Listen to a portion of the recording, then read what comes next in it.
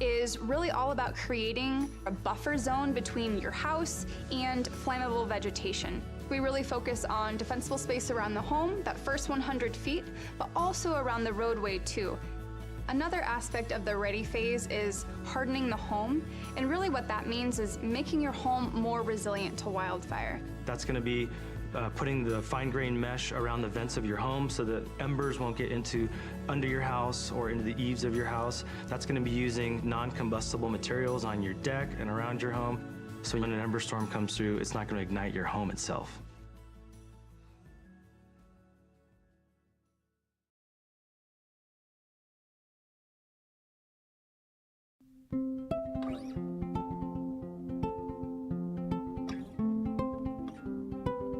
I currently live here in Grass Valley with my parents. All of us have sleep apnea, so we all have CPAP machines that require power in order to run. I also use a nebulizer, and that's used to disperse medication that I need to get myself breathing again. When we have safety shutoffs, we have to hook up our equipment to batteries that have inverters. We have a generator that powers some of the things around the house, but then I obtained a pretty substantial battery from Freed, and it was so easy to go through the process to obtain a battery that I would recommend it to anyone who might have medical needs that require power, or really anything. I would highly recommend contacting Freed. So whether it's a snowstorm or a public safety power shutoff, we really want folks to be thinking about, okay, what are the things I'll need on hand to weather the storm? Do I need to have candles? Do I need to have battery-powered radio? Do I need to have flashlights? So what are the things that you'll need to shelter in place or address the disaster at hand? So a go bag could be anything. It could be a backpack, it could be a suitcase. It's going to be something that you put together to sustain yourself, your family, your pets if needed. That's going to have food, water, medication, clothing, toiletries to get you by for 72 hours. You need to think of your go bag as the only resource you may have. Stores may be closed, the power may be out, so you may have to literally live out of this thing for a 3-day period as an evacuee. If you are someone with a disability, maybe you have a chronic health condition. For me, I have type 1 diabetes, I have an insulin pump, right? And so that's a critical piece that I need to plan for if I'm gonna ever evacuate or be away from my house, frankly, for any amount of time, right? What we find often is that if people don't evacuate with their CPAP machine, with their oxygen concentrator, with their wheelchair, walker, then it can be difficult on the other end. My name is Ulysses Palencia. I work in the 211 call center. I'm just a resident of Grass Valley. I have 2 daughters, a 4-year-old and a 1-year-old. In Nevada County, 211 is available 24/7. So what we provide for the community is information. That could be anything from directions to the resource centers.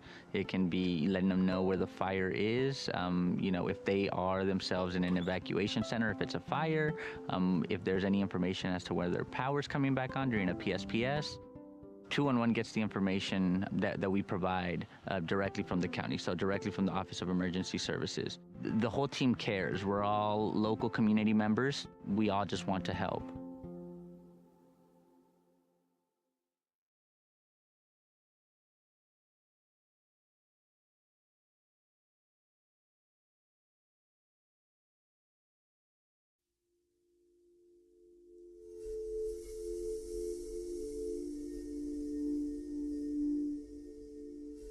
So we were all sleeping in bed on Thursday, November 8th in Paradise. And first the house phone rang. Picked up my phone. It was my sister who lived a block or so away from us. We were woken by a telephone call from my daughter. She said that we were being evacuated. I left sooner than them. I had everything ready. They were on the way out the door. There was not time to think about what you're going to take, what you're not going to take. The night before the fire, I knew it was a red flag warning, and I knew that it was a high risk. So on my way home, I filled up the tank. On our way out, we didn't get too far from the house, and we're watching fire coming down the hill, there was a machine shop right to my right there, and it had gas tanks and propane tanks. And I saw a lone ember kind of floating through, dancing through the air. And I watched it as it landed on the machine shop. In the time it took me to get my phone back into hand and to take a picture, it was engulfed in flames. And I knew that within moments it would start exploding and I would be dead. And just as I moved out of the range of the explosions, they started happening, and I prayed for the people behind me. 10-minute drive normally to Chico became almost 4 hours. So it was a long trip.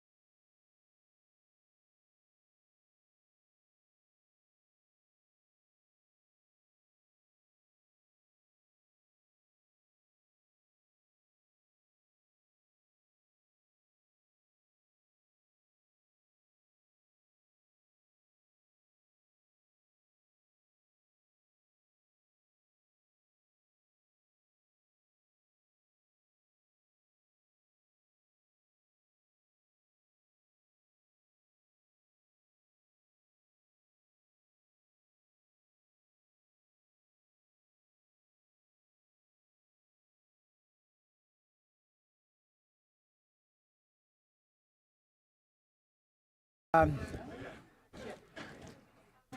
this is like old home week here. But because this is an official proceeding, we want to get started close to when we said we would. And what we're going to do, thank you everyone for making it here. I'm glad we have great weather to start the meeting and through the rest of the day. We're going to go ahead. This is a regular meeting, so we're going to start with roll call. Thank you, Mayor Zabriskie. I'll start with the town of Truckee. Councilmember Henderson. Councilmember Romack. Mayor Zabriskie. On to Nevada County, Supervisor Tucker. Supervisor Hook. Supervisor Bullock. Vice Chair Swarthout, thank you. And Chair Hall, thank you. For Grass Valley, Councilmember Arbuckle. Vice Mayor Caravelli, and Mayor Hodge. She's here. The restroom. And Mayor Hodge. And for Nevada City, Councilmember Fernandez. Here. Councilmember Fleming. Here. Councilmember Cece. Here. Vice Mayor Klein. Here. And Mayor Peterson. Here. Thank you very much. Welcome. Yeah, welcome everyone. And let's begin by standing for the Pledge of Allegiance.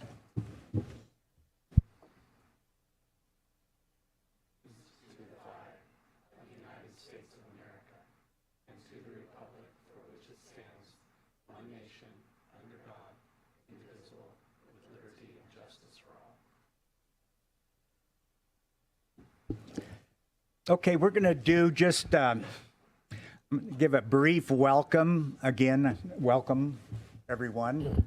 And what I wanted to do is just go around to the mayors and ask, since we're talking about transportation this afternoon, what you see as either achievements, challenges, or your vision for transportation. And just to give you an idea of what I was thinking about, I just want to briefly talk about our micro transit program. That was a pilot we started a few years ago. We're going to hear a lot more about it today, but so far it's proven to be a success with ongoing growth.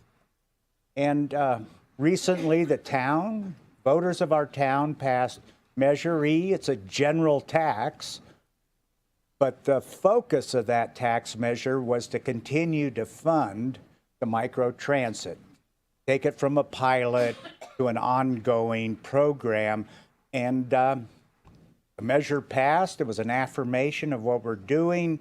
We're seeing locals riding it much more than we expected, both commuters and residents for other purposes, getting to school or going out to a restaurant in an evening. Anyway, so far it's very successful. We're very proud of it. And so I'm talking about that achievement.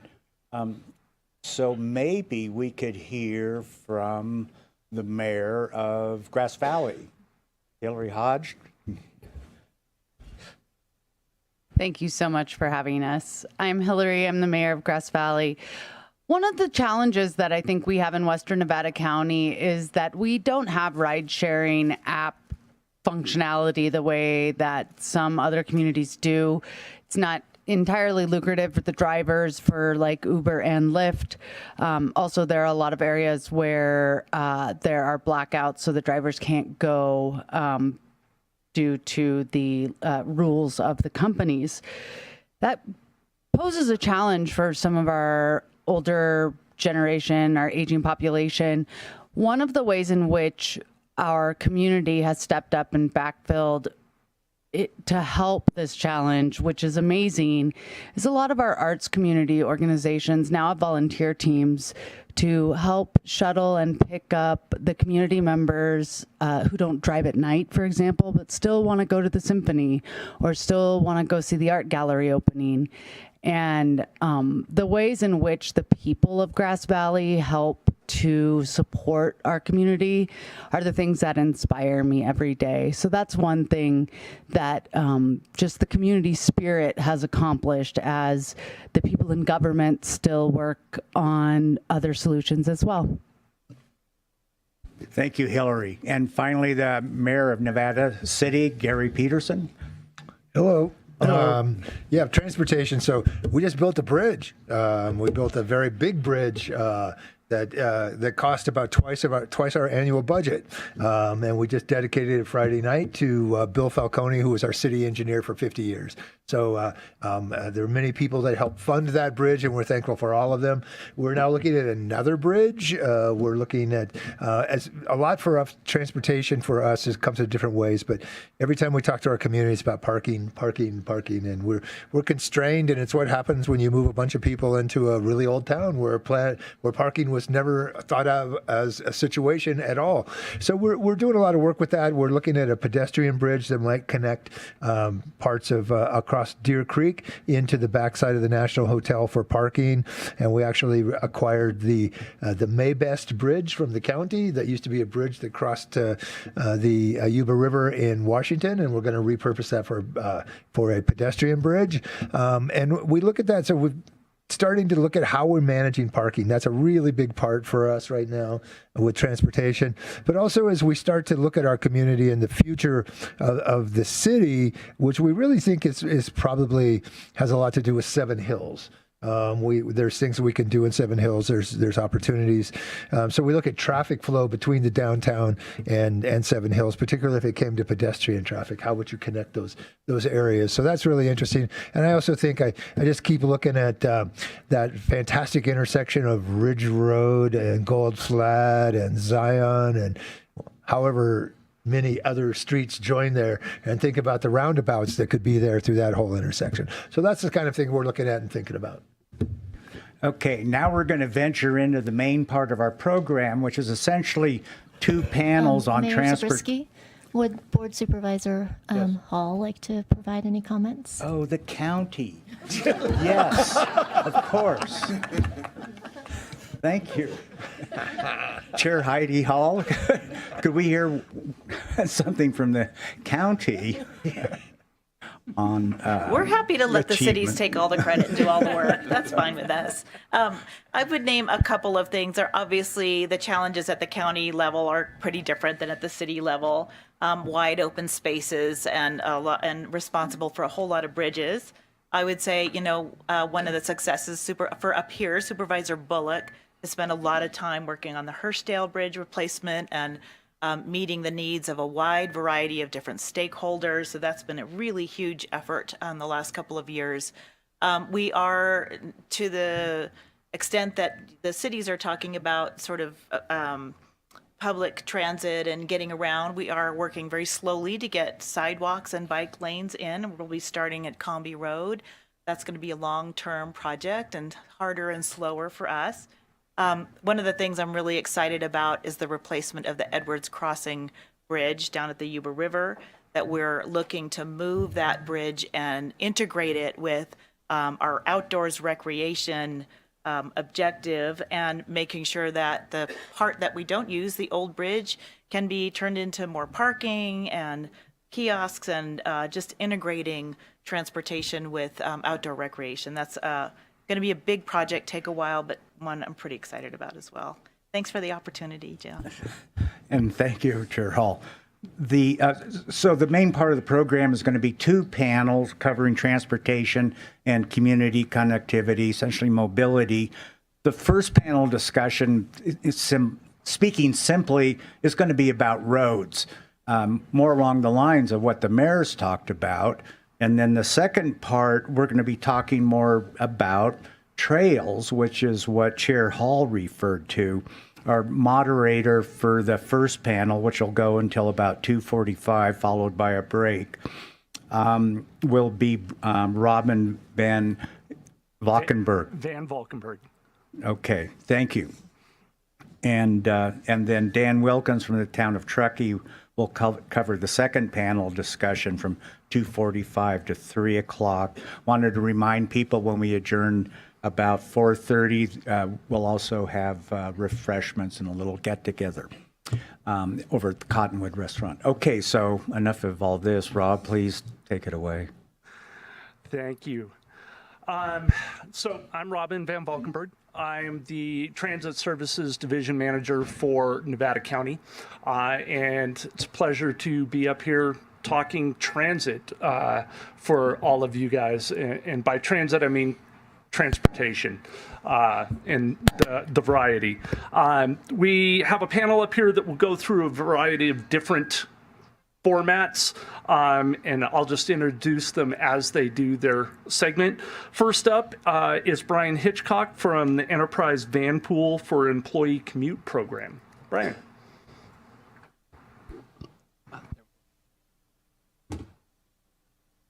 Thanks so much.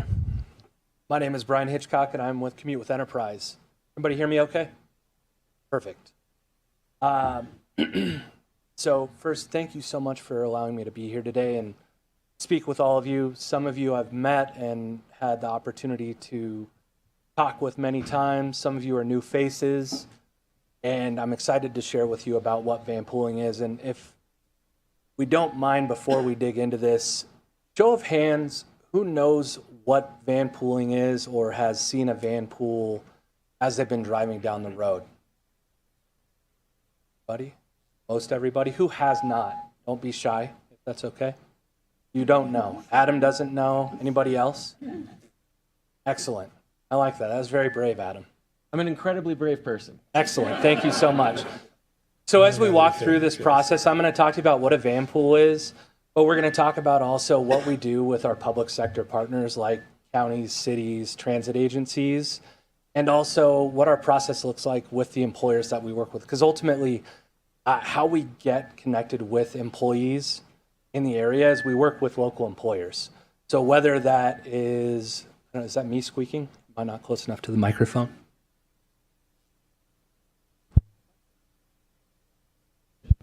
Actually, Brian, we need you to use the microphone so people at home can hear, but if anybody has a green light on their microphone besides Brian, it might be echoing back. And you can just hit your light and it'll turn red. Okay. There we go. Better? No squeaking? Excellent.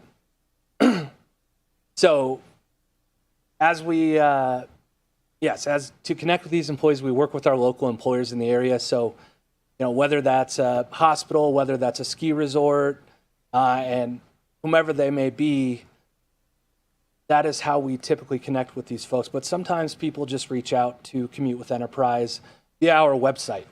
So we have a ride match operating system that allows us to put people together as well. So someone may just see a van pool driving down the road like some of you have seen and say, hey, how do I get onto a van pool and how do I save some money at work?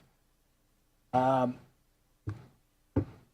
I'm going to start out with, ideally this video is going to work. I tested it a few times before I sent it over. So I'm going to just show you a short little video that's going to help to explain how our flexible model of van pooling works and give you an idea, and then we'll dig in a little bit further.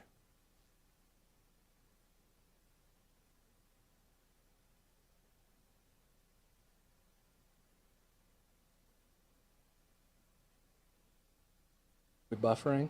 Anything on your end? Nope, that's okay. I'll just give you the walkthrough. I do this in person all the time and deal with glitches. Sometimes there's not internet in the places that I go to, whether it's a distributing company, manufacturing. So how our program works, our flexible model, and we also have an everyday model because sometimes people don't have access to cell phones, right? Sometimes they don't speak English.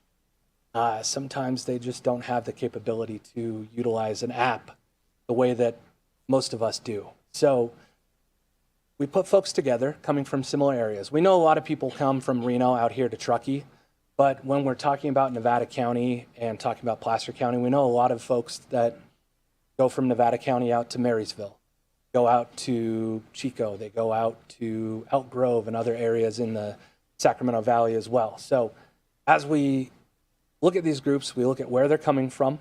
We hopefully put them in together on a similar schedule.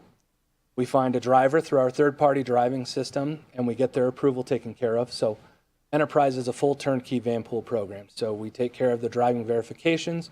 We take care of a new year model vehicle that is fully insured, both self-insurance on the vehicle as well as liability. We maintain the vehicle for you as well, and we also provide roadside.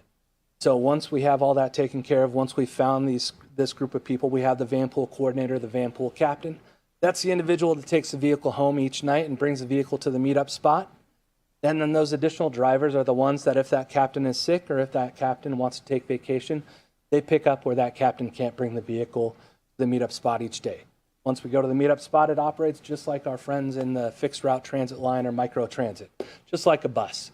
We show up at 6:30, we wait for 5 minutes. If you don't show up for your Vanpool trip, we keep going because we all have to get to work. Most of the time people miss the bus or miss the Vanpool one time because that happens and they never miss it again because we all like to ride and we don't want to drive. So if we have 6 to 7 people in a Vanpool, most of the time we're only driving 1 day a week. That cost is split between everybody in the Vanpool. So that is, and the Vanpool itself is rented to the individuals most of the time. Some programs can be developed where the employer is involved in the rental, but I would say about 95% of our programs across the nation, all the vehicles are rented directly to the employees themselves. So now we're going to work, we're splitting the cost, we're saving money. We have a turnkey app called Copilot that also allows you to record your rides. So when we're talking about public sector partners, we have NTD reporting. RTC of Washoe County is one of our partners, and they provide a $400 subsidy. We're going to dig into all of our partners. But for example, we are required to report ridership as a part of that. So in our app, you can do all of your rider reporting. All of your maintenance comes through the app as well, messaging, etc. One of the new additions or updated additions in what we do is you can now purchase passes based on your needs throughout the week. So everyday van pooling is that traditional model that you've seen where you put 5 to 7 people in a vehicle and split the cost. We also now have the ability to purchase 2, 3, 4, or unlimited amount of passes per month. And you can now put 6, 8, or 10 people in a van pool because not everybody rides every day. So now we have that flexibility to adapt to those folks that are working hybrid schedules because not everybody is returning to work. People are still working hybrid schedules. They're still only working 3 days a week, or they may work in a hospital, right? So they may not need to ride 5 days a week. So now your cost is based on however many passes you need per week. That cost is individualized. Gas is also included, and we provide a gas card in each vehicle. So your bill that is sent each month, that bill is inclusive of gas, the lease, taxes. If you're in California, which all our van pools will be in California, thankfully, because of Vanpool, there are no taxes included on van public transport. That's essentially what this. You mind passing through? No, you're good. Stuck on this.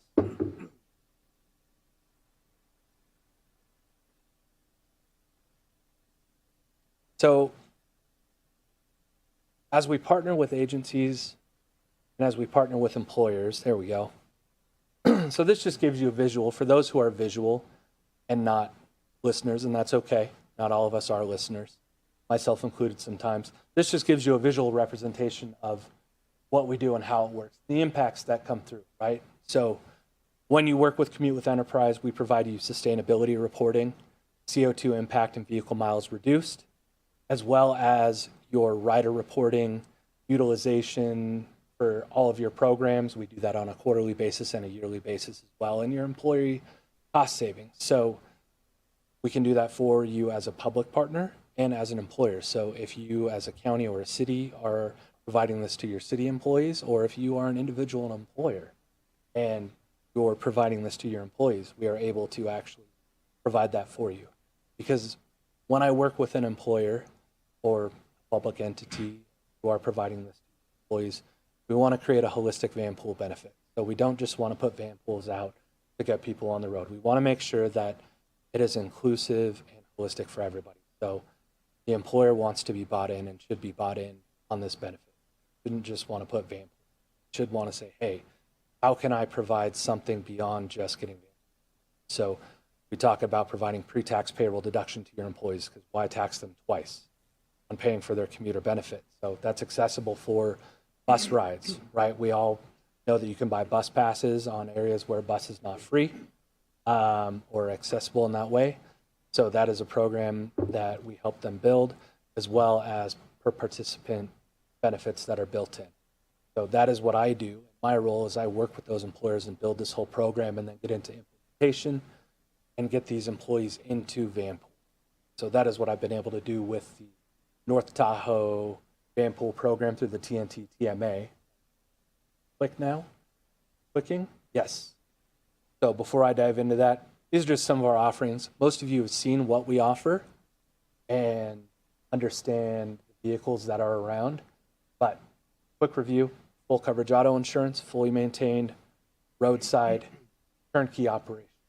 Very straightforward, very easy for employers. And on the public sector side, when we do work with you as a public sector partner, you get the same options when you get your reporting and when you are working with our public sector account manager, which our team will come in and work. But as we walk through an idea of how many people that we work with across the nation, public sector wise, about 100 plus agencies. I think it's important to know how many companies, but I think it's more important to understand that we work with about 60,000 participants across the nation. That's the impact that we make for the individuals that we have in our van pool. And here in town, so for the TNT TMA program, which is our strong program here in the area, we have on average about 90 people that are van basis through the team, 17 van pools. So, and we just connected earlier today, and we're working on a strategy to expand that program to 30. That being said, our sustainability impacts, and we'll be able to push this out to everybody to give you and let you go through and understand what we do, vision. But our goal at the end of the day is to make an impact wherever we are. We do that with the groups that we currently work with. So we know about the TNT TMA. They provide an $800 per van pool per month subsidy. So each subsidy differentiates by how you have access to the subsidy. So some of them are destination and origination, some of them are resident subsidies, some of them are layered subsidies, which means that you have to have some sort of, you have to pair with another subsidy. And then some are limited subsidies like the SACOG subsidy down at the bottom. But currently, these are who we work with around the lake and in the Sacramento Valley area. And I'm excited, a little pre-release action. We will be launching a program with the town of Truckee as well with an $800 town of Truckee employee subsidy for any employee that works in the town of Truckee that we're in the process of getting launched, but got a signature today.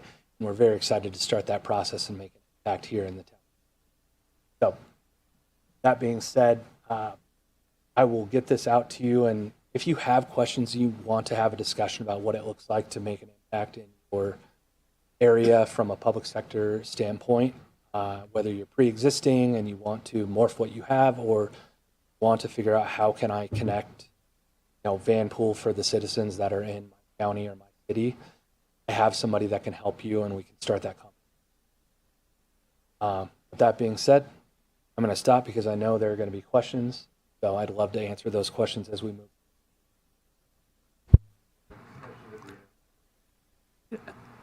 Yeah, so if you have questions for Brian or any of the panelists, please write them down at the end of all the panelists' presentations. Then we'll go into the public comment and Q&A.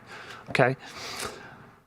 Thank you, Brian. Appreciate that. Next up, we have TART Connect with Chris Murray of Downtowner and Alfred Knotts, the Transportation Program Manager for the town of Truckee.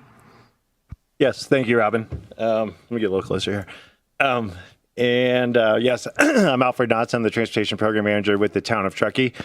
And want to thank Brian for kind of painting the picture of, how do we get people up here as, cost of living has increased considerably around the town and even the North Shore area and Tahoe as a whole. How do we get people that live off the hill that we want to continue to employ up here, keep our workforce close to us, but also want to be able to move them around town. So as we move people into the area here, how do we move them around town? TART Connect is one of our biggest programs, one of our most successful programs in the last couple of years, as the mayor mentioned.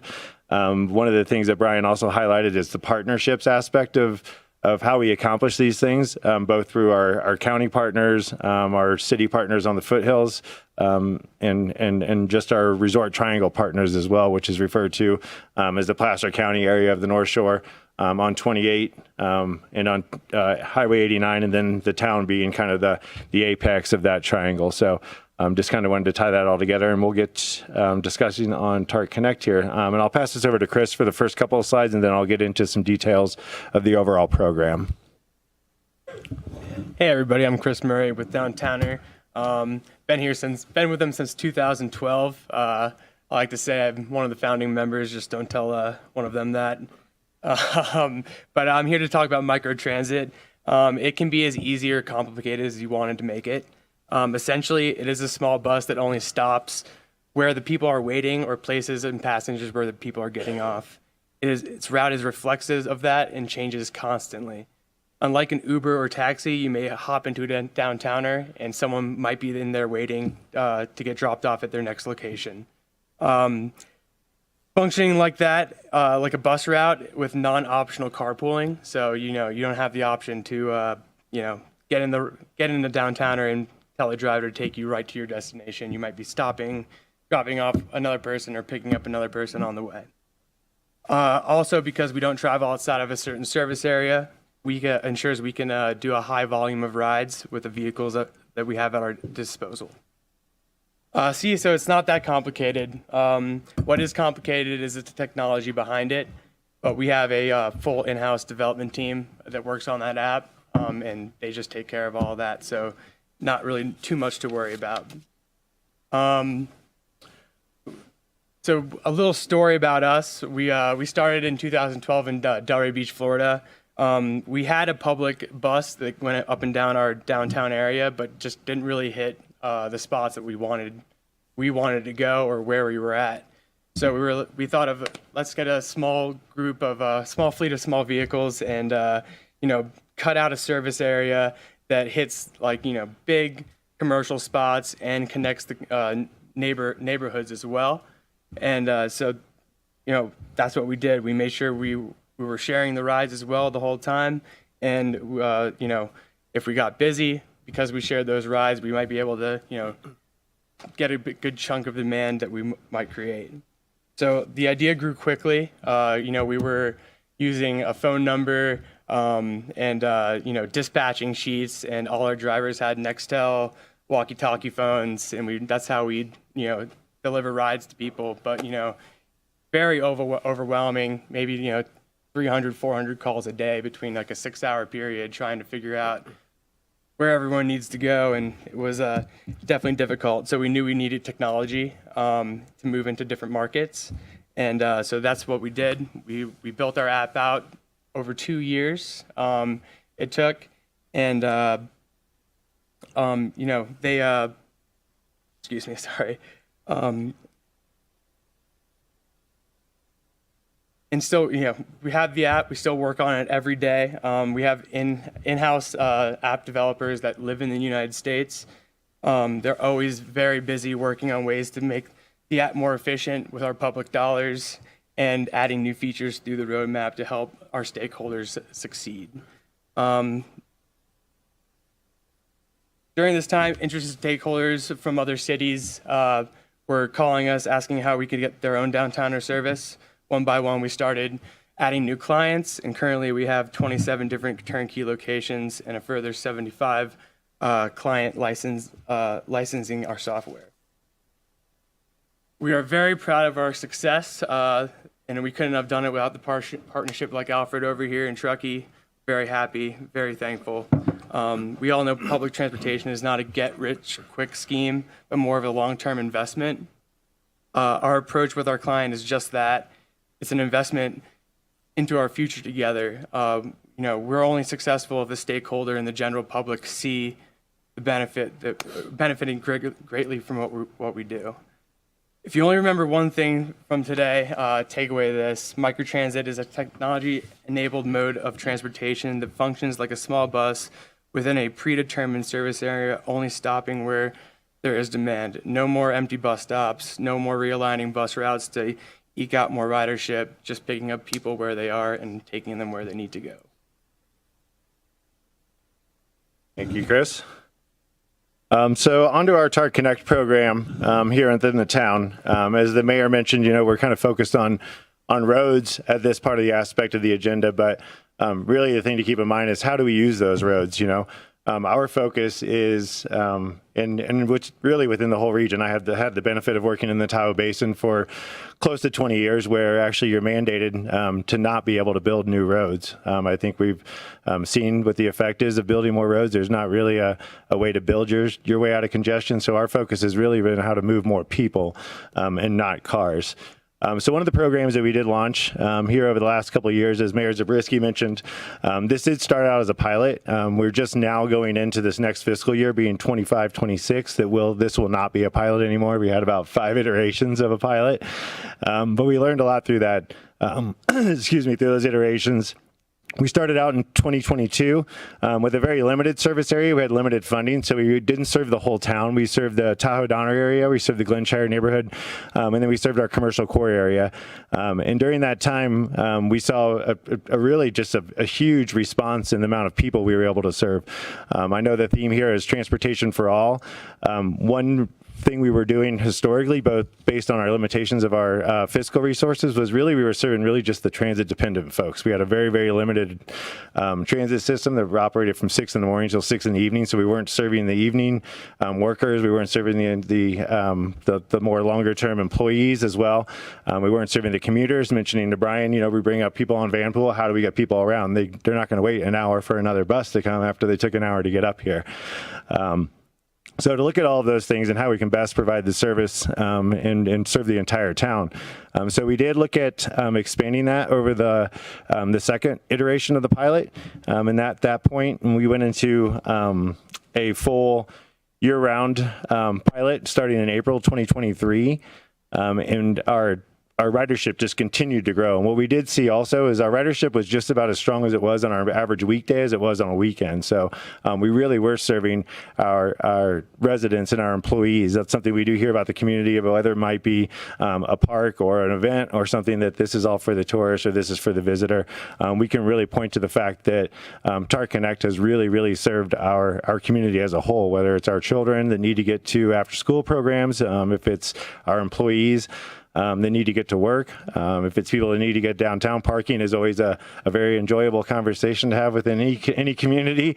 But if you can get people downtown to the parking areas or those commercial districts where they don't have to pay for parking, they don't have to look for parking, that is one of the really, really big benefits, as Chris mentioned, of a on-demand service, is that people can get dropped off door to door. We increased our annual ridership essentially from about 30,000 passengers per year to over 120,000 passengers in that fiscal year. And now we've seen that ridership increase to over 200,000 passengers. So just in about a year and a half, we've seen our ridership increase by about 500%. And again, this is over a town-wide service, so now you can go anywhere within the town limits. The other thing that we've seen is, if you see down at the third bullet on the bottom, is that our cost per passenger has gone down considerably also. We were carrying, on our Dial-A-Ride service, it was costing about $85 per passenger. And now we brought that down with a very, very similar service that has better response time, reliability, and ride booking software to about $12 or $13 per passenger. Won't go into all these numbers, but you can see how we did. We've tracked our pilot and our successes over the time periods. Now, these aren't apples to apples comparisons because we did make some changes in service hours, as well as areas we served, whether they be different parts of the community. But again, our ridership continued to go up. One thing that we did highlight here as well is, we're trying to reduce vehicle miles traveled, greenhouse gas emissions, and also increase productivity. So we're not just driving around one person in a vehicle. So we've increased that shared ride percentage up to 60% also, starting out at about 23%. So that has had some impacts to wait times. There's been longer wait times with that, but we tried to strike that balance, and you'll see a graph here in just a moment about how we look at and analyze that data as part of our continuous improvement program. So our annual ridership, if you look at the TARC Connect, The yellow bar is our 2023 fiscal year, 2023-24 is the green, and then the 24-25 is the blue. Over the last couple of months in the winter period, we have seen a decline, but we have seen a decline in ridership across all services. We're not sure if that really has to do with the winter visitation. We don't have a lot of feedback right now about what those indicators might be from, say, the resorts or anything like that. It was kind of a no pun intended, it was a hot and cold winter this year. So we didn't have a ton of snow, but that may have impacted some aspects of it as well. But over the course of the year, we're seeing ridership to be about the same. We'll hit about that 178,000 passengers for the year. Again, these performance metrics are something we look at. So we try to balance that cost per passenger, which continue to go down. That's that orange bar. The yellow is the wait time. So obviously we want to balance that. Our goal is to be about 20 to 25 minutes, which if you were on a fixed route service or bus, that would be a reasonable amount of time to wait. It was about 30 minutes in a rural community. And then also get that percentage of shared rides up. So we feel like we've kind of hit this sweet spot. As we presented to council a few weeks ago, there's not really a lot of tinkering to do with the service. It's really just to continue to improve the customer service aspect of it, the awareness, and just continue to focus on safety as well. So our system ridership, again, the graphs kind of speak for themselves, but this is bi-monthly. As you can see throughout the summer period and the winter period, that is obviously our peak, but the ridership, again, on the shoulder seasons does not tend to go down considerably. It does, a lot has to do with employment, what people have to work or if their shifts are cut back. But again, the ridership continues to stay strong throughout the whole community, throughout the year and throughout the weekday versus into the weekend. Here's the weekend and the week day graphs we'll see. As you can see, the lighter blue is a weekday. It really doesn't differ much, which was very surprising to us, thinking that we'd have this big drop off during the week. But the people that are using it are our daily commuters, employees, again, children, people. When we did stop one of the pilot services, I remember the first call I got was a parent that now had to take 2 hours off of their workday schedule to go pick up their kid, take them over to the rec center and go back to work, go back to the rec center again, pick up their kids. So right there's 4 trips, not to mention the cost of having to leave work or even just to drive around town. And we also track by our pickup zones to these areas as well. So we look at our communities, whether it be Glenshire, Tahoe Donner, Sierra Meadows, downtown core area, about where the bulk of our ridership is, how to allocate those vehicles. And that goes back to Chris's comment about how dynamic the app is. And fixed route service, once you set a schedule, that schedule is set for the next 3 to 6 months. It's very static. This can be very dynamic, and it literally is on a daily basis. They allocate different vehicles or pull vehicles or reallocate them to certain times and hours of day. So that's all I have for TART Connect. Thank you, Alfred. And Chris, you guys, I will say, if you haven't experienced it, it's pretty remarkable. The downtown or micro transit service up here has just been killing it, which is really cool to see. As a new service being rolled out in a transit service, it's pretty remarkable to have it take off like that. So kudos to the town, to town staff, and Chris for knocking it out of the park with this one. Next up, we have the special event shuttle services with Danielle McHugh from the town of Truckee. She's the transportation program analyst. Thanks, Robin. Can you guys all hear me? Okay. So as Robin said, I'm the transportation program analyst here at the town. I'm going to be sharing some information with you today about the special event shuttle program that the town offers during large community events. Okay, so first I'll give you a little history on how the event shuttles came about.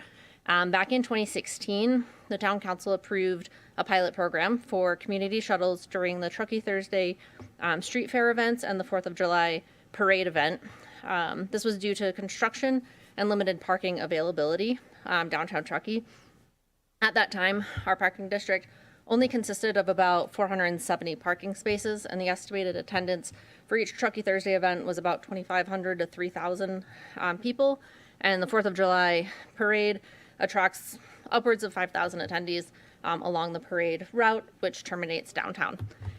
So the pilot program started with 7 routes, but Olympic Valley was only operated for 2 years due to a lack of continued funding support from the resort. which was likely based on low ridership. They had an average of less than 50 one-way passenger trips compared to other routes that had about 100 to 250 passengers per week. The town has been contracting with North Star since 2016, except for 1 year in 2017. And we've been very pleased with the level of service and professionalism that they provide for all of the events. So since the town entered into a 5-year contract with North Star back in 2018, we've operated 6 routes for the Truckee Thursday and 4th of July. Truckee Thursdays run from 4:30 p.m. until about 10 p.m. For Truckee Thursdays, and then 8 a.m. to 2 p.m. on the 4th of July morning for the parade. The routes are operated from North Star, Glenshire, Prosser, Tahoe Donner, Donner Lake, and Sierra Meadows neighborhoods. And I will note that Tahoe Donner Homeowners Association has been operating shuttles since before we started this in 2016 for their residents and members. I don't have recent numbers, but back in like 2016, 2017, they were carrying 7,000 to 8,000 passengers per season on their own, in addition to what we were carrying. So because of the road closures for these events, the train depot, which has historically been the main bus stop downtown, is inaccessible. So we have a temporary shuttle stop on Donner Pass Road Extension, which is in front of the Truckee Artist Lofts building in the rail yard area. This requires the road to be closed to traffic other than the buses, so we have to staff each end with a person to remove the cones, make sure the buses can get in and out. The North Star supervisor, who maintains radio contact with the drivers, stays at one end, and then for Truckee Thursdays, the Truckee Downtown Merchants Association, who are the organizers, they staff it at the other end. And then on 4th of July parade, it's typically a town staff member, and me the last 3 years, that staffs this to help the buses get in and out. And then the TART buses, as well as Greyhound and Regional, also use this area during the events because they can't get to the depot. So that takes a little bit of extra communication with the visitor center, but they help us with that. Okay, so in addition to the historical shuttles that we've done for Truckee Thursdays and 4th of July parade, 2 years ago, we implemented a 4th of July fireworks shuttle, more of a park and ride, as a result of traffic and emergency response concerns for the 4th of July fireworks event that's held at west end of Donner Lake. We use the Truckee Tahoe Unified School District parking lot as the park and ride location. The first year we had 4 buses operating between 3 p.m. and 11 p.m., but we realized that the egress took a little bit longer than expected, and the buses were doing more routes than they had expected to do because our ridership was fairly high. So then last year we had 6 buses with staggered start times. So 2 started at 3 p.m., another 2 started at 4, with the final 2 starting at 6, and they all operated till midnight. And it was a much smoother egress last year. We do operate this as an express service, so there are no stops along the way until you get to West End. Makes it really easy for people to know exactly where they need to get back on the bus at the end of the night. And then TART Connect does not offer service in this area in the afternoon of 4th of July, so that we can reduce the redundancy. And we essentially, if anybody tries to book a trip to West End, they just get dropped off at the park and ride location. That's as far as they can go, and then they can get on the bigger bus. And then in order to help mitigate other environmental issues, the town also has porta potties and dumpsters at the parking lot, and we hand out trash bags to passengers on the bus to encourage responsible waste management throughout the event.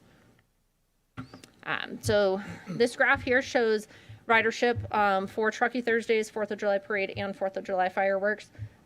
Since 2016, you'll note 2020 and 2021, we did not have shuttles operating because of COVID.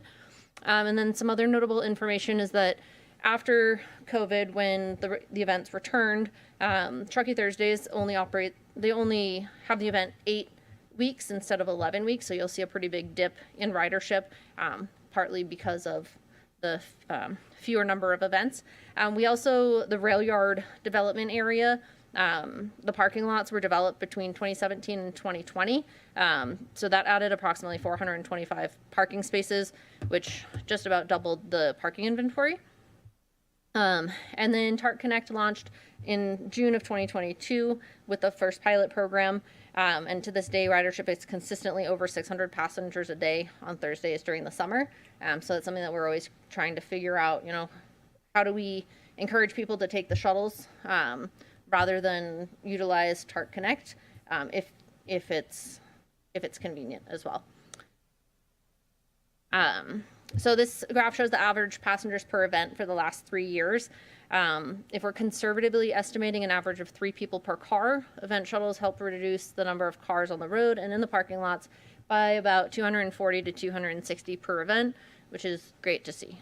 Fewer cars on the road. And Alfred was talking about the cost per passenger for TART Connect. You can see cost per passenger, while this does not include overhead and marketing costs for our event shuttles, is by far the most productive service that we have in our transit system.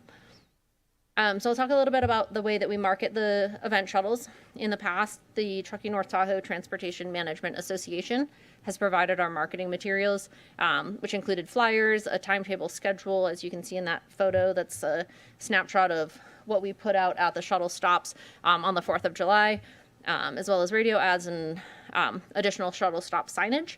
What we've found is that some of these are a little bit overcomplicated. People aren't really trying to look at a large timetable.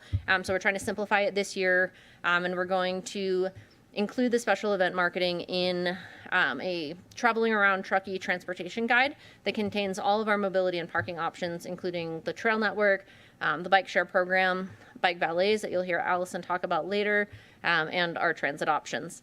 And we're also working on new shuttle stop signage and bus clings that are more effective and sustainable and also more cost friendly. So as the permitting agency for special events that occur within the town of Truckee, we do not provide transportation outside of the Truckee Thursdays and the 4th of July events, but we do encourage our event organizers to develop an alternative transportation plan, and sometimes we require shuttles or other options in certain instances. For example, last year we had the Truckee Music Fest. It was their first year. They had a 2-day event in August at the Riverview Sports Park with an anticipated attendance of 6,500 people over the 2 days, so 3,000, 3,500 people a day. The location of that event only has 240 parking spots with an additional 420 on the road leading in, so we knew that there was no way all of these attendees could park there. So the organizers contracted with North Star. I think they had a consultant do a parking study to see where they could find additional parking, where they could operate shuttles from. They decided on the airport parking lot, the Truckee Rodeo grounds, and the Truckee High School. They also had the Parks and Rec Community Center as a backup, which they didn't end up needing to use. Unfortunately, I don't have numbers on what their ridership was, but I do know, we had a meeting after the event, and the egress went extremely smooth. There were essentially no issues with traffic leaving the event, which was kind of, one of the biggest concerns that we had. And then a huge success with also a learning experience was that they promoted walking and biking to the event via the Legacy Trail, because this complex is right at one of the trailheads. They offered a discount voucher for all attendees who used the bike valet. They had well over 450 bikes on the second night, which was more than double what was expected. They ran out of room. The bike valet organizers were a little overwhelmed, but it was awesome to see how many people were utilizing this alternative transportation.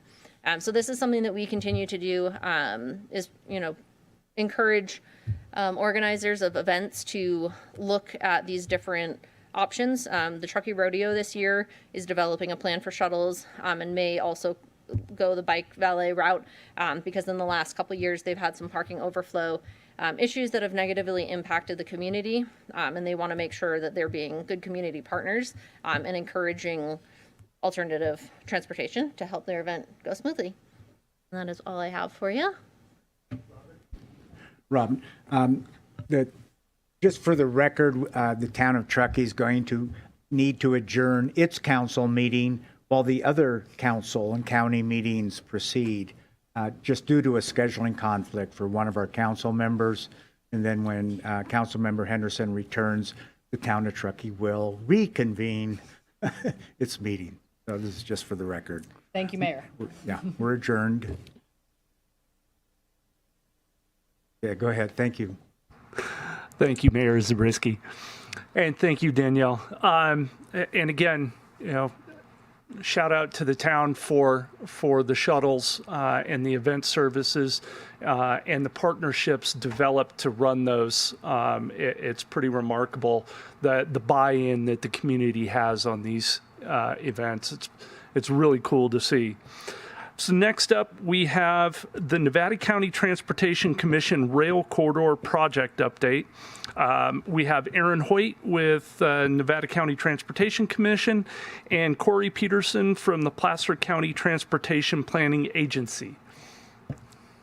Awesome. Can everybody hear me okay? Excellent. Well, good afternoon, everyone. And thanks to the town for inviting me. Excited to be here and talk about trains, which I know is everybody's favorite subject.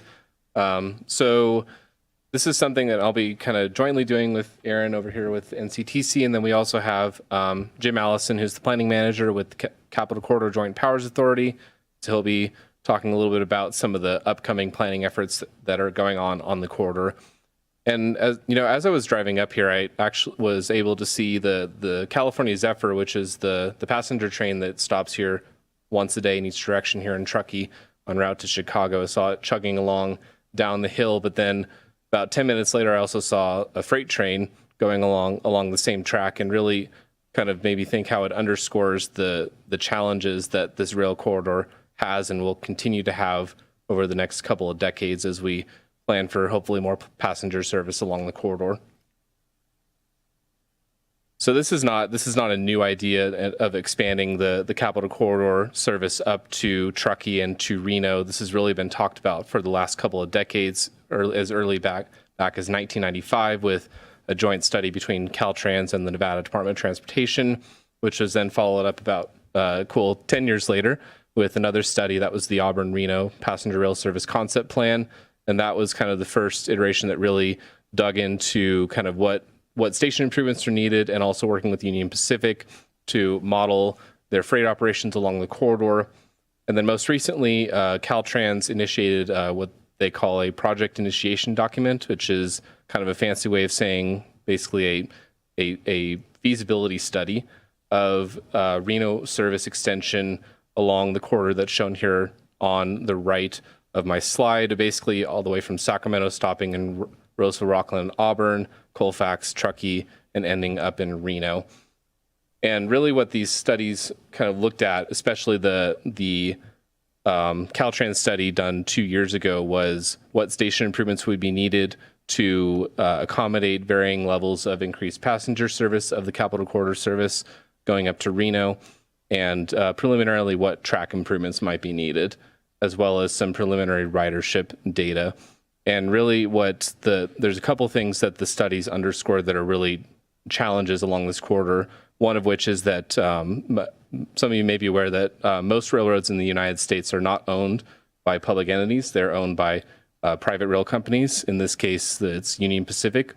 And so any increased passenger rail service tends to conflict with their own freight operations. So those two operations have to be balanced very delicately.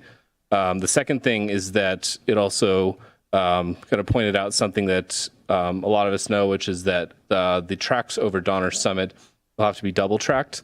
So it used to be double tracked back in kind of the mid 20th century, and then prior to the merger of Southern Pacific with Union Pacific, Southern Pacific actually ripped out the tracks on one of the tunnels. So nowadays it's a popular hiking spot, but in order to accommodate increased freight, increased passenger, that would most likely have to be redouble tracked back to its original condition.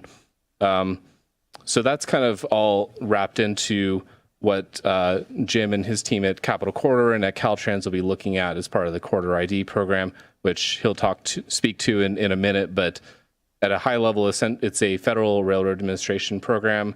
Capital Corridor and Caltrans got a pretty sizable grant to do planning work along this corridor, as well as their core service in the Bay Area and some branches off into other parts of kind of the central California area.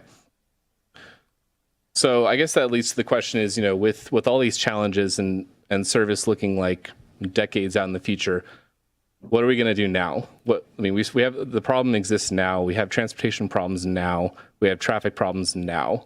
What can we do about it now? And that's really what this first last mile study that PCTPA did a couple of years ago really tries to speak to is what are some opportunities that we can do now, low cost improvements, like the TART Connect or other improvements that can help to move passengers to and from rail stations efficiently and also to and from the Tahoe Basin. So that was what we kind of focused on. We were looking at the station areas, around 7 stations along the corridor between Roseville and the Reno Sparks area. We also did a public interest survey that we got over 5,000 responses, which I think blew my proportions by about 10 times that. And the example recommendations, we're really looking at, we did look at, infrastructure improvements like bike lanes, bike paths, other, physical roadway improvements, but really a lot of it was programmatic stuff. Or is there ways that we could give discounted tickets to encourage more ridership, putting in wayfinding signs to help people navigate around the station? Do TNC incentives for, in some of the stations where you get a discounted ride if you take an Uber or Lyft to the station, EV charging and other shuttles. And so that's really what we were looking at. This was funded by a coalition of 7 agencies, all pitched in, one of which was the town of Truckee and Nevada County. And it was really a collaborative effort amongst all of us in the corridor, which really kind of leads into what we've been doing since then. Out of this grew what we're lovingly dubbing the Trans-Sierra Transportation Coalition, which I realize is a mouthful, but really what this represents is greater coordination amongst transportation agencies on the I-80 corridor, basically from Sacramento up to Reno. And I think that as we were doing the first last mile study and working with Caltrans on their their initial study as well, we kind of realized that there wasn't as much coordination maybe as there ought to be between our agencies. There's in the Tahoe area, there's 3 regional transportation planning agencies. The TRPA, the Tahoe Regional Planning Agency, is also a metropolitan planning organization. We have our friends on the Nevada side, as well as SACOG down the hill. And there's a lot of different entities that are all doing very similar work, but weren't always talking to each other. And so that's what this group represents, is an opportunity to coordinate and work on grant applications together and look at upcoming planning studies that we're all working on. So with that, there's really, there's been some work even in the last couple of years on various projects that can help to, move people, as I think Alfred mentioned it earlier, is that really what we're trying to do is we're trying to move more people, to and from, within Truckee, to and from the Tahoe Basin and up and down the hill. And one of those projects that I'll speak to in just a minute is a corridor study that was done by Placer County, looking at the 89 and State Route 267 corridors and looking at bus lanes on those corridors. I know Alfred mentioned TART Connect. He'll also talk about the Truckee Bike Share as well as the Rail Yard Mobility Hub. And first talking about 89 and 267, really the study kind of concluded that the goal is to put in new bus-only lanes on State Route 89 and State Route 267. The map up there on kind of the top right shows where those would be. Essentially on 89, it would be from West River Street or roughly the Nevada-Placer County line down to State Route 28 with 2 different phases breaking at essentially Olympic Valley Road. And then on 267 from Schaefer Mill Road, again, very close to the Nevada-Placer County line up to North Star Drive. And this study was just finished up earlier this year. It was approved by the Placer County Board of Supervisors, and they're working on getting more data collection and preparing with Caltrans to move on to next steps and seek funding for design of the project. But this would be bus-only lanes that would run on the outside edges of 89 and 267. It would allow buses to move through a lot of that ski traffic much more quickly. And also it has the added benefit of aiding in evacuation should it become necessary to evacuate the Tahoe Basin. So with that, I'm going to turn it over to Jim Allison. He's going to talk a little bit about the Corridor ID program. Okay, thank you. You all can hear me? Good, I got saw thumbs up. Okay, I have 2 slides. I have the benefit of seeing you all, but I cannot see the slides. But I'm imagining you have a slide with a series of arrows on it. Yes, we do. And okay, great. So roughly, before I start in here, I'm the manager of planning for the Capital Corridor Joint Powers Authority. I used to work in the Tahoe Basin at TRPA, so I have a fondness, and I worked in Truckee for a while, helping people slide along skis. So I'm very familiar with the area and enjoy it immensely to this day, but don't get up as much as I hope to. But thank you for involving us. And as Corey mentioned, the long name that doesn't quite have an acronym yet, but that coalition of people working together really is something to build upon for connecting the Bay Area and really the Northern California mega region all the way into Reno. Economically, these are tied together. And so what we've done with that and what's taken place around at the national level is that the Federal Railroad Administration got a program through the infrastructure bill to develop a planning process. And there never was really a formal planning process with the FRA before, and that's titled the Corridor ID program. And while it is a new program and it's kind of taking some baby steps at this point in time, it is also a very promising program because it does pretend to have federal involvement, matching monies, and so forth. So let me walk you through the arrows and then we'll talk about our specific situation here. So the Corridor ID program is those first 3 arrows. We start with a systems planning approach that's looking at the entire selected corridor. And our corridor was already the corridor that we operate trains on today from Auburn down to San Jose along the East Bay. But they added corridors up to Reno, over to Novato, which is in northern Marin County, and then down to Salinas. So we have a huge, I'll call it should be better titled as the Northern California, Northern Nevada Corridor ID program. So we are first charged in the first purple arrow to integrate all of those routes, those rail lines, and what could happen on those routes. We work in partnership with the state of California through Caltrans. Caltrans really leads the program, but then they look to us in terms of this corridor that I described as the corridor, as the rail operator. So we have to plan for all the projects, be they quick, easy projects, be they long-term projects in the systems planning effort. And you're allowed to iterate as you progress. So some projects, as we'll see in the next slide, we don't go there yet, but they will graduate to project delivery, whereas other projects may have a longer planning phase.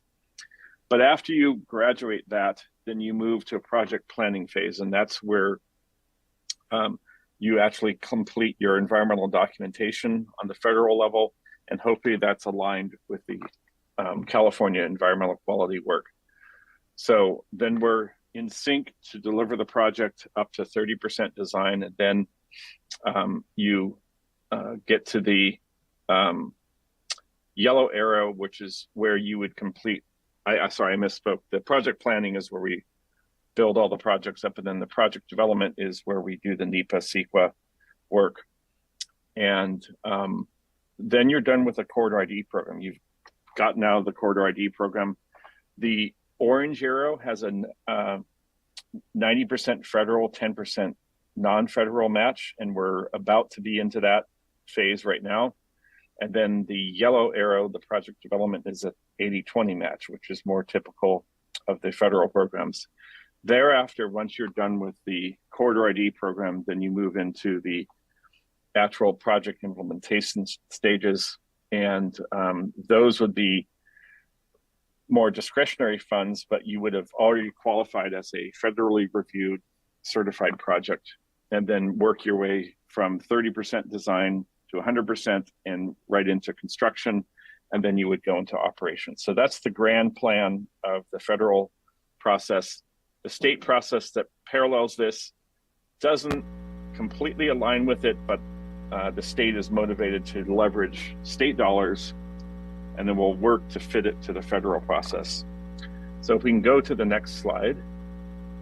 This should be the slide of the capital corridor capital projects timing. And what we have here, we're kind of showing the differences in the nature of the projects we have. And we have more near-term projects, which are simple track connection projects, and we have projects that they're going to require a lot of planning, then finally design and construction. The project to extend our service from Roseville all the way up the 80 corridor to Reno would fall into one of the longer phased efforts because there's quite a lot of complications. And Corey mentioned Union Pacific has to be made whole in terms of their freight operations before we can hope to add passenger trains to that network. So it does require a lot of planning, a lot of coordination, and looking at different alternatives. What I will say about getting to Reno is, first, we're trying to get more service to and from Roseville. And that's been a long-standing and very challenging project. It started many years ago, but it doesn't, before there was really funding of this nature. So once we can get towards Roseville, then the round trips that are allowed to go to Roseville, then we can take some of those round trips, extend them to Reno. And so that's the long-term plan. So we have to be successful at iterating through these steps.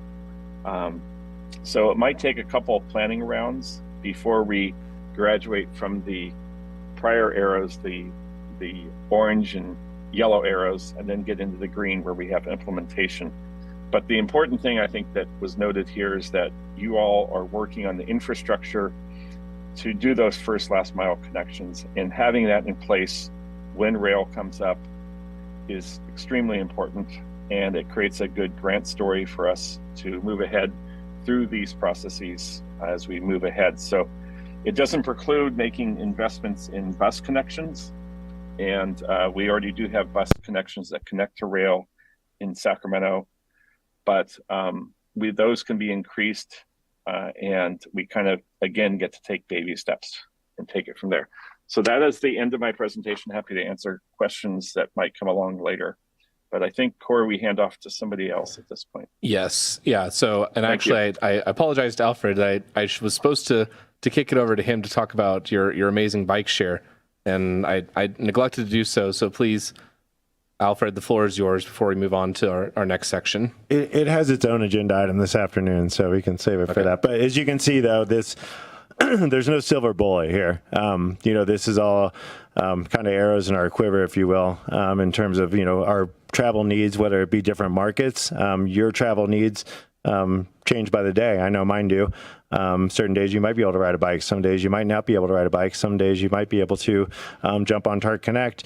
Some days you might have to drive. Some days you might be able to get in a carpool. So we're really trying to just create options, as the title is transportation for all, is options for all, and that those are available. And again, a lot of these things have a lot of long lead times, a lot of things that we can't control. But with partners like Jim, down the Capital Corridor, at our TPA folks, our Transportation Planning Association folks and agencies, really this is how we all make this happen, to make sure that on the back end, that we take care of these services in the long term, and the the near term, but also that they are seamless to the user and the customer when people do come up here, because they don't want to hear that Tahoe is 5 counties, 1 city, 2 states. They want to be able to get to place point A and point B, and they want to do it seamlessly. So I'll hand it over to Aaron so you can talk about how we can maybe make this happen in terms of the rail solutions. Well, thank you, everyone. My name is Aaron Hoyt, Deputy Executive Director for the Nevada County Transportation Commission. It's a pleasure to be here today. I don't have any great exciting slides to show you, but I'm hoping I can, present a story that'll liven these next 2 slides up a little bit. I think what we've heard today is we've had a lot of great wins, a lot of great projects that have went into our communities that have kind of enhanced the livelihoods of our residents. We still have a lot of projects on our plates, though. And I think where that brings us to is really kind of the intersection of ambition and reality. We have a lot of ambitions. We want to do a lot of things, but how do we get to the end goals? I think the question we're all struggling with. And sometimes we may hear residents rather say, well, why can't we build it tomorrow? Or you should have done that, last year. And so that's kind of the constant balance we find ourselves in. And so what I want to do is just take a few moments and talk about funding. And not necessarily the funding that some of our local agencies have through impact fee programs or through sales tax measures or through public-private partnerships.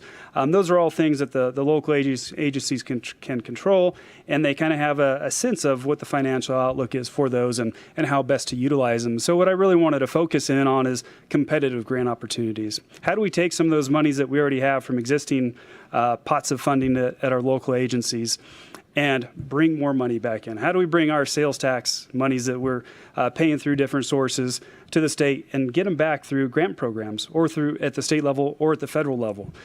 Because we can really make a little bit of money go a long ways if we're successful at some of these competitive grant applications. And I think there's kind of 3 points I want to just kind of hone in on here. Coordination is key. If we want to be successful in these grant opportunities in these very competitive environments.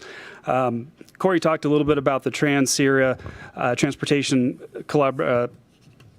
collaboration efforts and what that's done. We've been able to, over the last year, support each other on different grant applications, no matter what it was, whether it was a project in our jurisdiction or in our county, being supportive of that. So I think working not only across borders and agencies is important, but looking internally to our own organizations, pulling in different staff.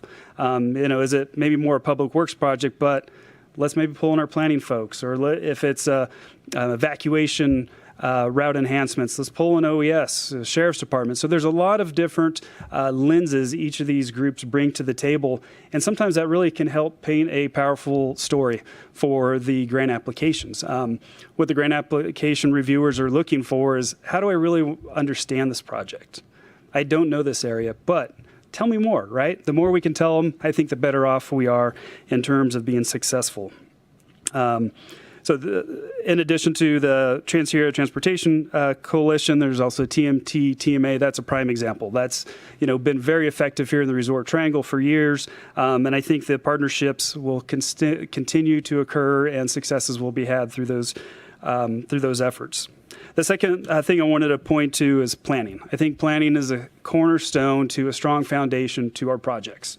If we want to get those projects funded, we got to have a good understanding of what are the community's values and how do they want to see this project implemented. Have an understanding of how the project will interact with the various other departments from our own jurisdictions. Sometimes I've seen in the past where we may embark on a project, but maybe we haven't pulled in fire, maybe we haven't pulled in water and sewer, and all of a sudden we find ourselves wrestling with, well, how do we design and construct this?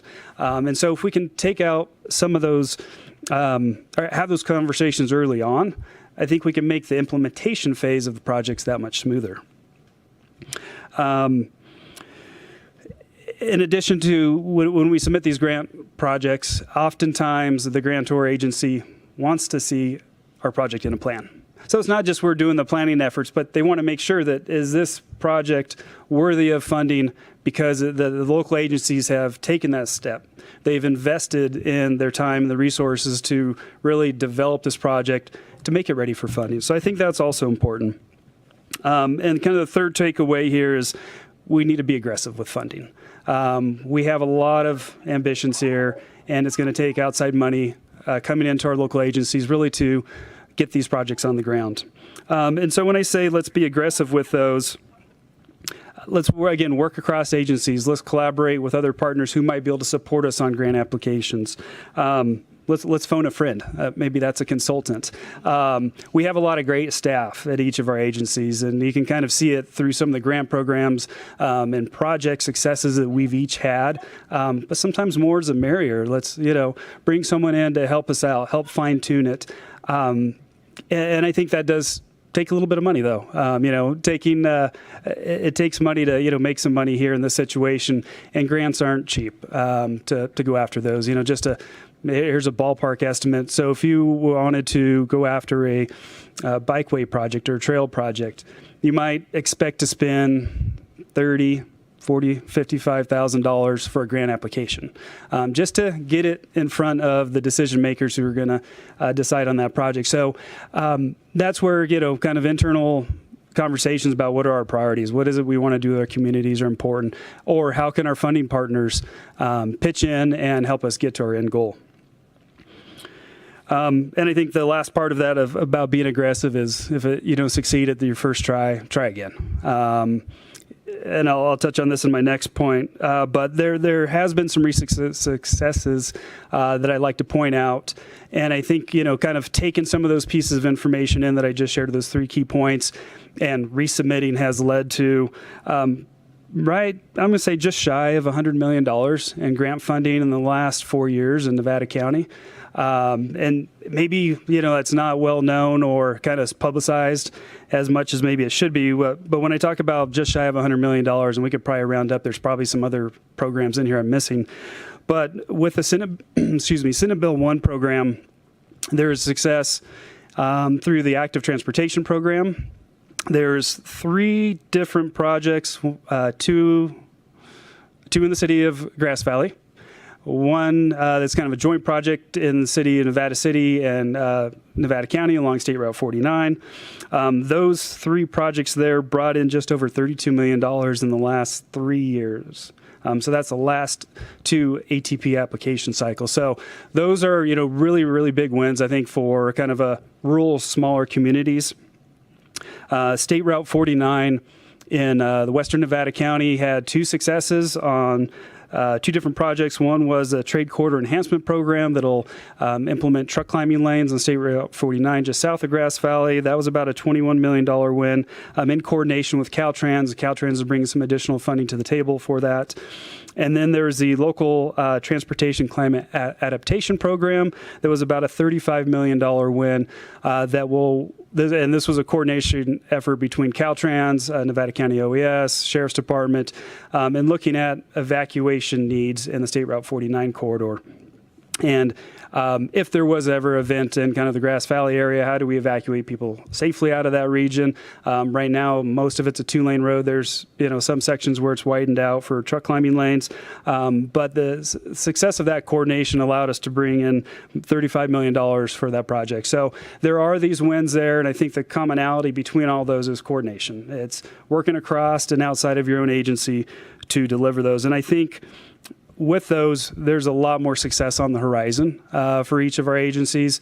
And I think, the more we work together, the more opportunities we'll have. And so on the slide behind me that you're looking at is really kind of the first step is on the planning level. There's some projects, like maybe it's microtransit where maybe we don't need a big planning effort. Let's put it out there and test it out, right? It's a pilot program. And so you don't want to spend a year or 2, working through a bunch of details, but you can work through it on the ground. But the Caltrans Sustainable Communities grants are a great opportunity to delve into a project, to help your community frame that project so it's ready for a grant to construct it. On the state side, there's various programs here between the Active Transportation Program for our bikeways that I mentioned. There's another program, Solutions for Congested Corridors program. That is really kind of a program there that is going to be very competitive, but I think it's a program where you can pick a bunch of different projects in a corridor, bundle them together, and you're going to be able to highlight to the reviewers of how are we going to move people? How are we going to reduce VMT? How are we going to reduce greenhouse gas emissions? And what are the other associated benefits of multiple different projects? So there's that program there. The Transit Intercity Rail Capital Program is a program that the town of Truckey's had success with, and grant opportunities there. And maybe something these last two are things that I don't normally think of when we talk about grants, but I was doing a little research for this, is there's still monies out there through the Affordable Housing Sustainable Communities Program. That might be something that when we look at workforce housing and we're talking about that, we're citing a location or thinking about how do we build this. Oftentimes, we need the transportation infrastructure to get there. And so this is an opportunity to find some funding for workforce housing, as well as the transportation infrastructure for that. And then the California Airport Resources Board has a number of other programs that aren't probably widely as utilized by some of the more rural areas, I say, and I think it's an opportunity out there for us to investigate. So one of the things that I want to be able to do in CTC is bring these back to our local agencies to make sure that we're aware of the next funding cycle. There's only one program on here on this slide that currently has an open call for projects. A lot of those wrapped up their call for projects last year, and a lot of the funding awards are going to be coming out this summer for the Solutions for Congested Corridor program, the Local Partnership program, which I know there are some applications that were submitted by Nevada County for that. So we will have additional opportunities to apply for these in the future. On the other side of the coin here is the federal side, and there's probably a lot of questions, and we don't have a lot of answers, and I've sat in a lot of meetings. I imagine you have also of what's going to happen with our federal funding, and I'll say I don't know. Time will tell. But I think the one thing the positive note that I want to leave you with is federal funding has relatively stayed the same over the course of time. There's been bumps, increases in funding. There's been changing of programs. The last Federal Surface Transportation Act, the bill or the IJA program, it was a historical increase in funding. Are we going to see it stay at those levels? Maybe not. But I think we'll probably see programs stay similar. They might morph a little bit, much like the active transportation program in the state of California used to be called the Bicycle Transportation Account. 2013-ish, it kind of got reformatted. They took a bunch of different funding from silos and kind of molded up into one program, and it's been a very competitive and very successful program. So I'd say, keep your spirits high, and we'll adapt. We'll adapt and we'll find our way to get all these projects funded. So there's just a number of things here, from being able to purchase buses, bus equipment.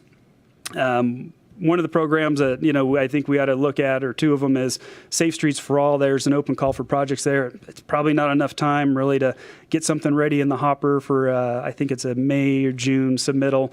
But the Reconnecting Communities pilot program is also something that can help us with our active transportation, with moving people across areas where our highways have previously come through and, divided our community. So there's a lot of opportunities here, and these slides can be shared with you with links. I'm sure some of your staff are familiar with these, but it's a good opportunity to just look back at these time to time, see what's on the horizon, and then we can, coordinate, we can plan, and we can be aggressive with trying to bring the funding back to our counties. So with that, I'll close out, and I appreciate the time.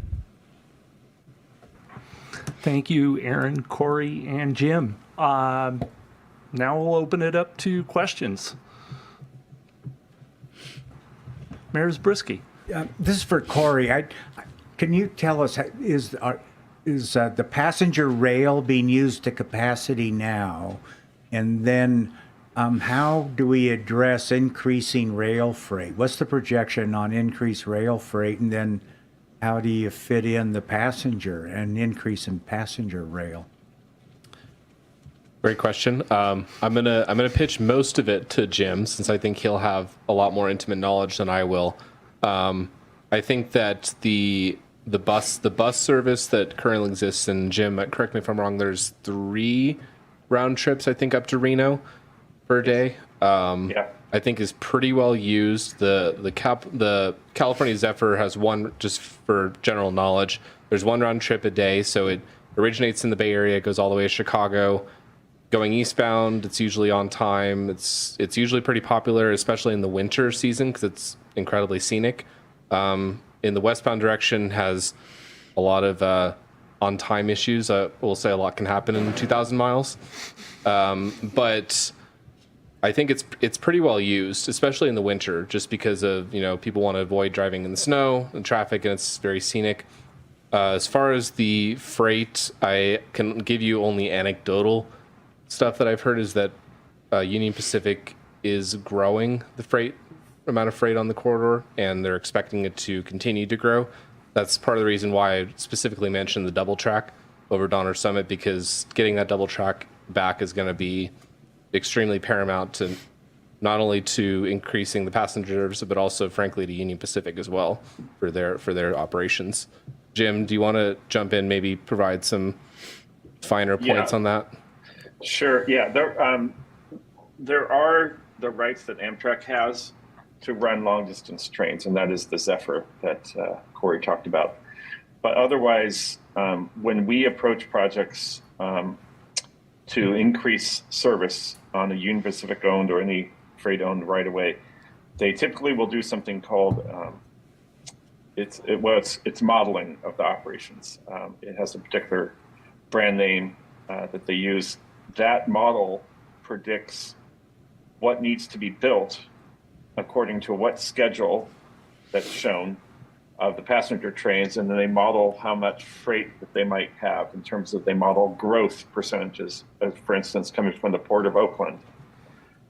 That fluctuates a lot with the economy. So, but typically what Union Pacific will want to do is reserve a growth rate for themselves and see with that growth rate and the overlay of passenger trains, what improvements are needed in their right away to allow the additional passenger trains to actually perform and be on time. They don't want to, shove a passenger train into a situation where it's going to be delayed behind a slow freight train crawling up the hill. So I think what Corey noted, that the double track that used to be there was taken away. That was at 13-foot track centers. They today would want that to be at 15-foot track centers. So that means perhaps some work, cutting into the hillside or shoring up on the downslope side. All of that's quite costly, and then that burden falls on the public operator who causes the needs for that double track to happen. So it is a delicate balance. It's political. It is very financial. And it's also, you kind of have to let them run the model. They do not divulge what their freight predictions are because they have competitors in that area. So we don't really ever get to see that. So I cannot answer as to how fast they're going to grow, but I do know that they carve out space for themselves to grow. And then we have to build so we don't disrupt their potential future plans. So it does get very costly for the passenger operator to fit in there. Okay. Yep. Thank you. Okay, one more question before anyone else raises their hand. Brian pointed out that the average savings for a user of the enterprise van pool is about $6,000 a year. Given that people save money with public transportation, how do we change the behavior so people make more use of public transportation? I mean, what's the latest consensus on that trick? And it doesn't have to be Brian, it can be whoever else knows. Well, I will use a number from a resort up here that just recently implemented paid parking, and their park and ride numbers went from 500 last year to 14,000 this year. So it's a combination of the carrot and the stick, if you will. So it really does come down to the parking, managing that demand, however you price it, availability, but also giving people, cost-effective options as well. One of the things in our community survey we just recently heard that council heard or will hear and the community will hear is one of the biggest concerns is affordability in our community. And there's only so much that the town or the government can do in that sense. We've implemented a lot of housing programs and things like that to make it more attainable. But removing that cost burden for transportation is a huge lift off of people. That's the number two expenditure in a household is transportation cost outside of housing housing costs. So being able to remove that barrier, Mayor, is a big aspect that to both, whether it be financial or even psychological, about what it is, about how to get onto the transit and to find out that it actually does work for you. So really just giving it a go and find out what services work for you, whether it's a fixed route service, whether it's walking one day when it's nice out, you got to be an extra 15 minutes or things like that. So it's really just kind of giving it a try and find out what works for you, but also that we provide the options to do so. And Mayor, one other item to tag on to that is just ease of use. The frequency of it, the ease to get to it, the ease to access it. You heard a couple times about various applications, phone apps, mobile apps, web-based apps that folks can use. That's a huge medium for people to interact with transit services and transportation. The easier you make it, the more they'll buy into it. I know, I mean, anecdotally, we can talk about the prior service that was one route every 60 minutes and what that looked like. And then you compare that to your current microtransit services that have just blossomed. It's the ease of choice. And that's definitely been a focal point on what we've heard here. And obviously it has done really well for the community because that choice is available and it's readily accessible as well. Other questions?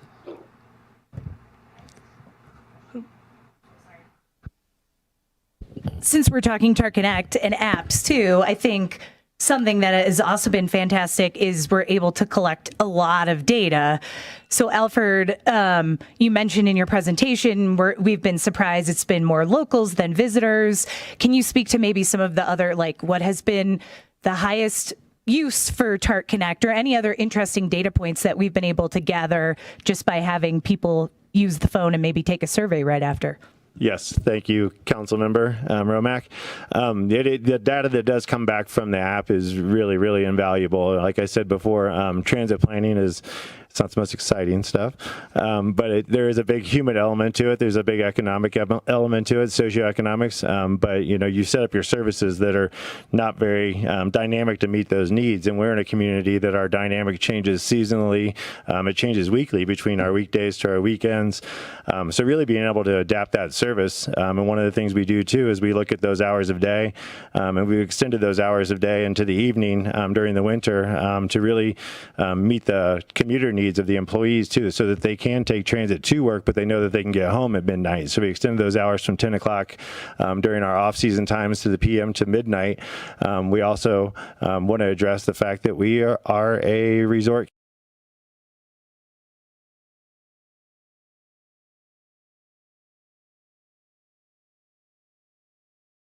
home in those senses too. So we do see a lot of trips, both being work-based trips, but also just recreation in terms of going out on the town, also going to trailheads where they know parking's limited. So those are the things that people can find out, how it does work for them is that they get to a trailhead and they can't find a parking, they have to go back.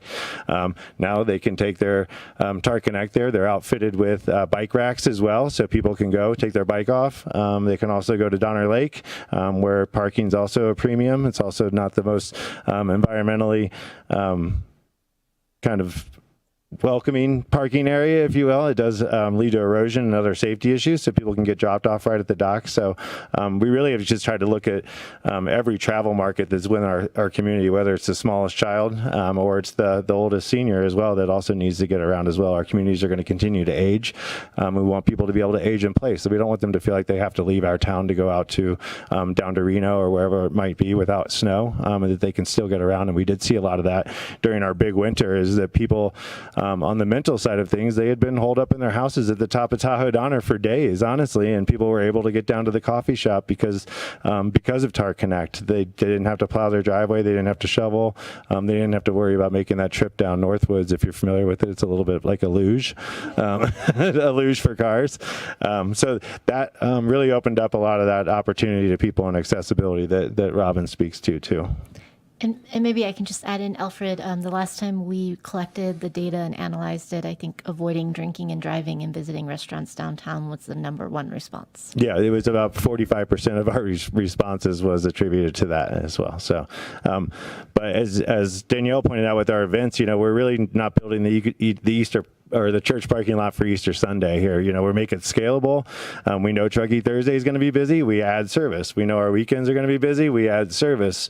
We work with the ski resorts when they do their park and ride locations. We add service to get people to those park and rides as well. So through those partnerships and just really understanding what our communities are, we can meet those needs just through better information that's more real time versus, hey, we got to wait 5 years to update our short range transit plan and tells us what happened 5 years ago. So now we have that information really readily available to us. So, and people are very good about filling out the survey. So please do, because we do look at them.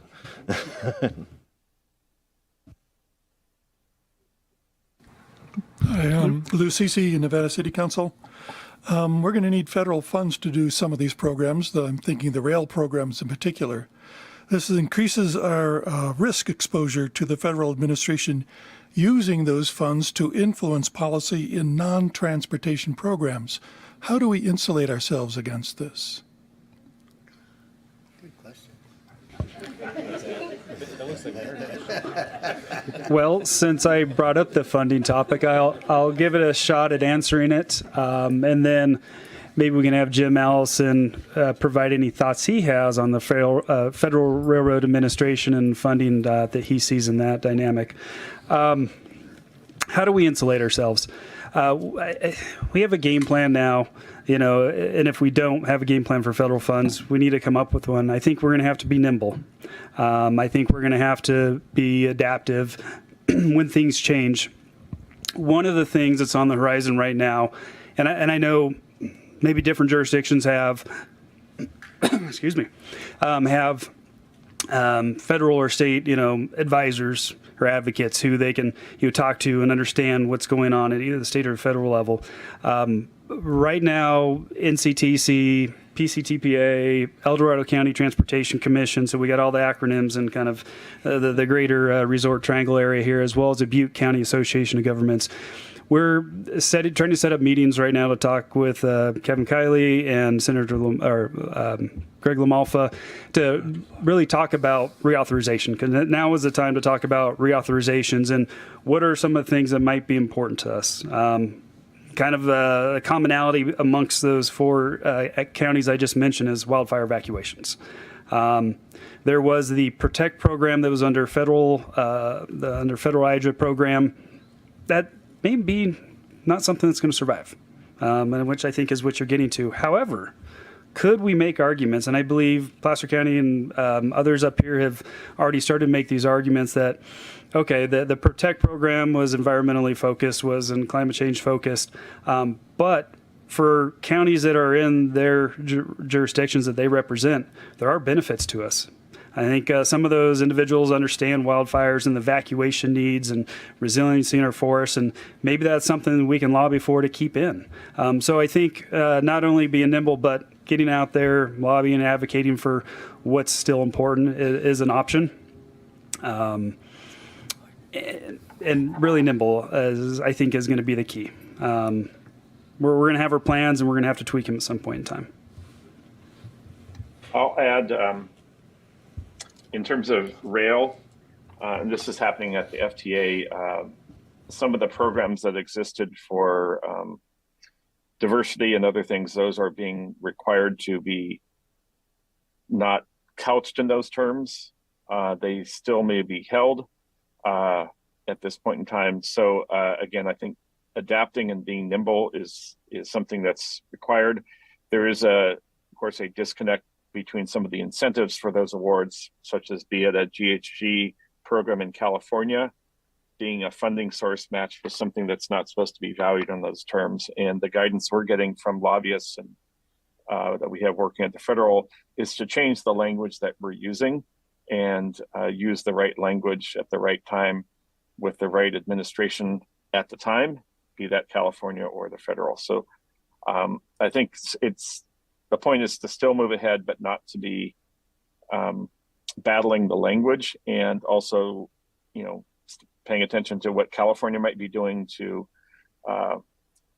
oppose some of those changes or find some happy medium. But we don't have the juice to fight that. But collectively, I think California's looking at some of those things. So we're adapting and going to have to adapt some of our programs. That's the way it's going.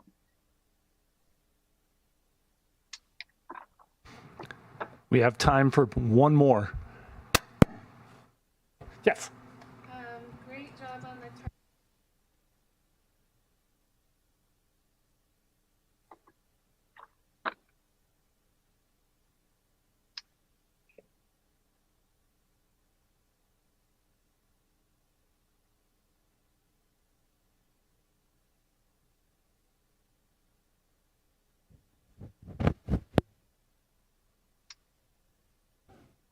Sure.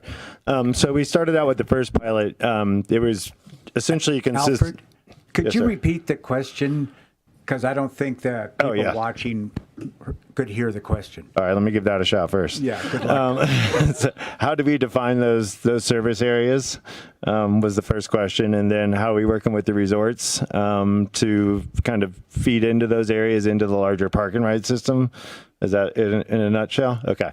So the zonal aspect of it is we developed zones based on the available funding we had at the time. So we did have funding from the Tahoe Donner Association, actually through the town, but that's collected through their special service area up there, as well as Glenshire. And then we had some funding also from the airport and then also from Visit Truckee Tahoe. So we wanted to, since it wasn't a town-wide kind of pot of money that we have now, if you will, we had to make sure that those levels of service were commensurate with where the color of money was coming from. So we broke out those zones, and then we would look, just because they're very different in terms of, and also Glenshire, sorry if I didn't mention that, but Glenshire obviously is about 80% primary homeowners versus Tahoe Donner is almost the complete flip of that, where it's 20% primary homeowners, and I'm using rough numbers here, but we wanted to make sure that we could break out those zones to be able to look at how our riders are accessing the system and how we're allocating our dollars also. So through their app, they actually have a kind of a geofence that they can build around, and they can do that on the fly. So we've been able to pull out different zones. Also, we've been able to pull out high activity centers by looking at, say, how many kids are going to the rec center on a given day, and we'd be able to zoom in on that. So that's another big benefit of this app-based technology, GIS technology, is to be able to kind of break out those areas. Right now, again, just to be clear with everybody that's not familiar with the town service area, right now we are town-wide. So you can go from any portion of the town all the way from Donner Lake all the way over to Glenshire. But in the beginning, we did have those zones, so we've been able to maintain those zones so we can, at least on the back end, compare apples to apples historically to be able to look at that. On the park and ride side of things is what we wanted to be able to do is I think we kind of coined this term as let TARC Connect be your first and last chair, and let people know that they can use TARC Connect to get down to the park and ride, whether it be at the airport for North Star, and then the other park and ride is at the administrative buildings over on Donner Pass Road by the high school. That's the other park and ride for Palisades. So what we've been able to do is kind of work with them, know what their schedules are, and be able to build and start our service accordingly, that people, both employees, skiers may not be going to the mountain. Well, depending on the traffic, you might want to leave at about 7:30. But some skiers may not leave at 8 o'clock, but the employees need to get on some of those buses too. So we start the service at 6:30 for those employees, as well as just employees around the entire town. So we make sure that we understand that their needs are, who their travel markets are, and be able to really kind of shape and form the services to meet those. Again, there's ski racks on there as well, so we don't want that to be a barrier also. So all those little things, and then we get feedback as we do, and then we build that back into the system kind of on this continuous improvement loop, and just sharing of information. And we have seen, like I said, the ridership that increased on one of the resort shuttles from 500 to 14,000 people in one year over year. So I think what that really demonstrates is that our community is starved for alternatives, and once we've provided them, people have been able to access them. We're not talking about services that we tried for a year or two, and I'm telling you that why it died. I'm telling you why it continues to grow, and that's because of our community's really embraced traveling by alternative modes.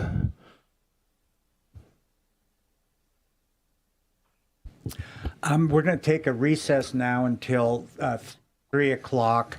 If anyone needs to use restrooms, there's some right out the doors to the right. Also, there's a restroom at the bottom of the stairs. Before we all stand up and take off, let's give our panel and Robin a hand of applause. Mayor, can we also call for public comment? Yes. Oh, public comment. That's right. This is an official proceeding. Is there any public comment? And we do have a public commenter. Could you go over to the podium? Yeah, sure. Thanks.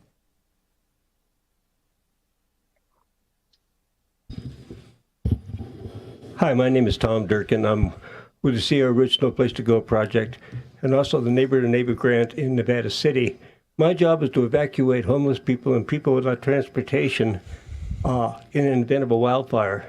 And I wonder if you could maybe address, I was thinking we could maybe send buses in to pick up people from our rendezvous points. Would that be possible? We'll go ahead and take that as just a brief additional question. If we can just get one person to answer. We're just opening the questions up for a bit.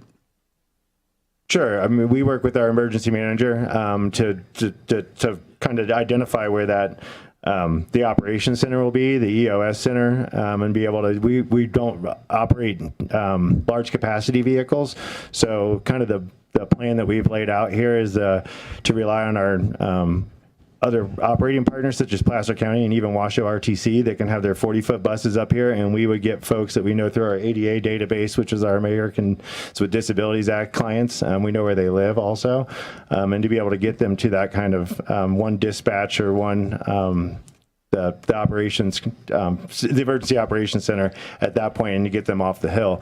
The other thing, having lived through a few wildfires, sadly, and on South Shore, is that what you can also expect is that once those buses leave the area, they probably are not going to be able to get back. So you need to be able to plan for that, both to house people in place and to be able to get the people that need to get off the hill as priority, whether they need to get to medical services or they have animals or things like that. So we coordinate with our regional partners as well to make sure that we have the capacity to do that, whether we don't have it with our vehicles, but our partners do, as well as our resort partners. As Danielle mentioned, we contract with North Star, so they're also pulled into that loop as well to make sure that we have access to those vehicles. Thank you, Alfred. And if you want to do any follow-up during the break, I'm sure you can. Sure. Are there any other public comments? And I meant to say not so much questions as if you want to make a brief comment. Okay, I don't see any other people wanting to make a public comment. So now let's take a break. The clock on the wall says 7:03, so let's come back around between 3:05 and 3:10.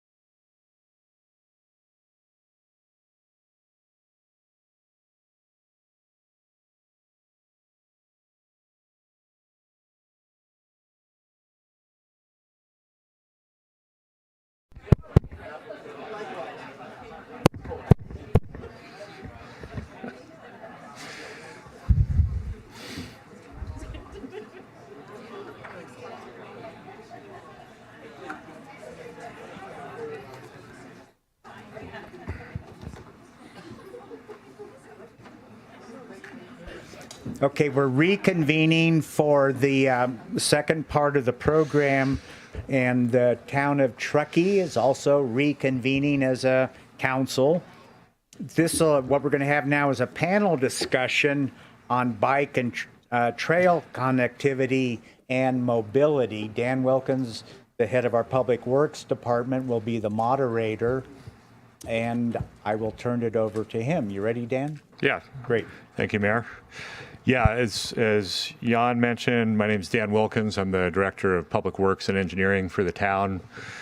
I'm in my 28th year in that area of responsibility. And yeah, it's been a blast. So I'll start out with brief introductions of our panel and then hand it off to them. And then after they're done, when we get into a Q&A session, if you could raise your hand when you've got questions, I'll try to manage that. So first person we have is Allison Pedley.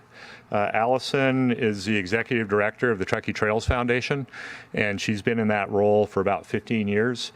The town and the Trails Foundation have had a very productive working relationship for that entire time, and we've collectively been able to get a lot of good things done up here in Truckee, at least in our opinion. We've got Alfred Knotts, who spoke on the earlier panel. I don't know how much Alfred got into his background, but he previously worked for El Dorado County a long time ago in their transportation department, 20 plus years ago. Worked for TRPA in their transportation division for a number of years, was the transportation manager for the city of Park City, Utah, and is now the head of our transportation programs here at the town of Truckee.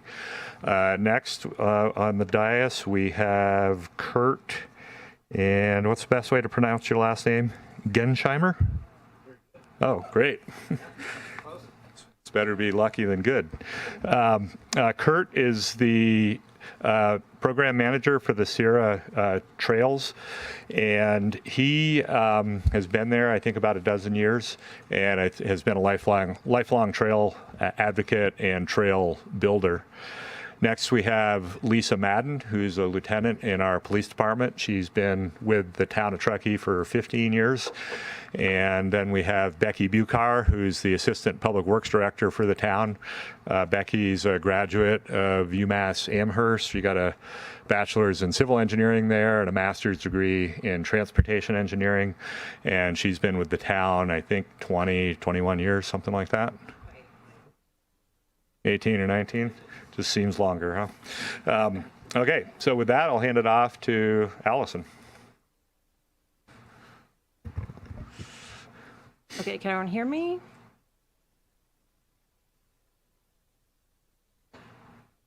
Oh.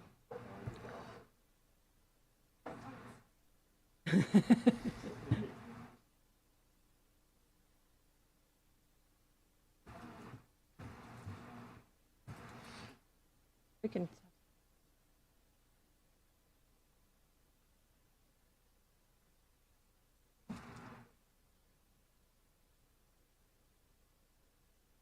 Ready? Okay.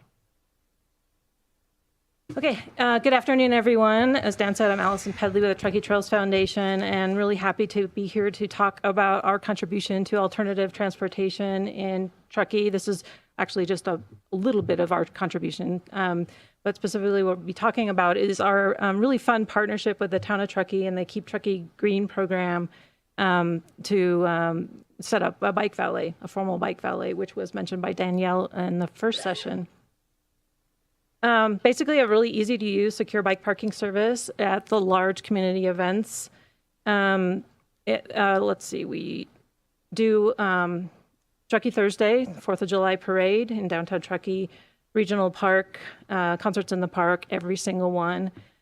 Truckee Day, the barbecue, we have set up our valet there as well. And then this year and last year, the Truckee Roundhouse Maker Show.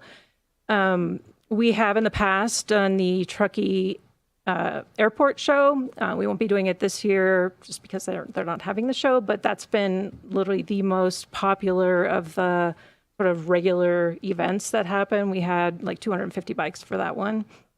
Whereas Truckee Thursday comes in second place with up to 100 bikes. And then concerts in the park, between 60 and 80 bikes at each event. Really kind of depends on the popularity of the band more than anything. And yeah, it's been a great way to give some jobs to high school students and college students home from college. And I got to say, didn't really know what to expect when we started talking about this project with the town. Was it going to, would we get a few bikes? We get a lot of bikes. I didn't know what to expect. And from day one, our first event, our first Truckee Thursday, it was overwhelming, the number of bikes that we got. And not only that, but the enthusiasm of people over a bike valet was really amazing. We offer this for free for everybody. The town of Truckee helps fund it. In the past, we've gotten sponsorships to help fund like other events for like nonprofit entities, like maybe the Brewfest. They like to have a bike valet as well, and just other local events. So it's been super duper popular. I'm gonna have to ask Alfred to check my math on this, but we tried to calculate environmental impact of the bike valet, and just looking at Truckee Thursday alone, between 60 and 80 bikes, technically up to 100 on some of the busier ones, we're estimating that biking instead of driving a car saves 96 to 128 kilograms of carbon emissions at each event. So that's pretty significant if you think about also that the bike valet is growing in popularity, and we're getting more and more people wanting us to serve their event. We have had some challenges, some growing problems. We started out for Truckee Thursday at the Pocket Park right next to the brewery, the Alibi Brewery, and pretty quickly reached capacity, and our staff couldn't even move the bikes to get them in and out. And so we moved over to this location. If you can tell, it's by that gas station near, just right off of, gosh, I don't know what that street is right there, but all the parking area. Yep. The problem with this location is we're not getting the Tahoe Donner people. They don't want to navigate across Bridge Street. So we're really only getting Glenshire people. And then we had the opposite problem when it was at the Pocket Park. We were getting all the Tahoe Donner people and not so much the Glenshire people. But this allows us to have a bigger space, and so hopefully we can kind of figure out the traffic a little bit better for this season. Another issue that's kind of come up already in this session is what to do with people who have parked their bikes with us, who have been spending some time in a bar. It happens more than you would think, not only at Truckee Thursday, but at concerts in the park. And I guess it's better than getting into a car and driving home, but it's surprisingly how much it happens to us. And so I would love some input on what to do. So, yeah. So yeah, that's our bike valet program. And my GHG emissions are in pounds, so I would ask Dan or Becky how to convert that for me. So. Yeah, we'll get back to you on that. Cool. Thanks, Allison. Should I move on to Mines to Mines? Yeah. Okay, hopefully some of you have heard about this project. I know there's a lot of you in the room who've actually been really, really spending a lot of time helping us. It's been sort of an all hands on deck effort since the beginning, but especially recently.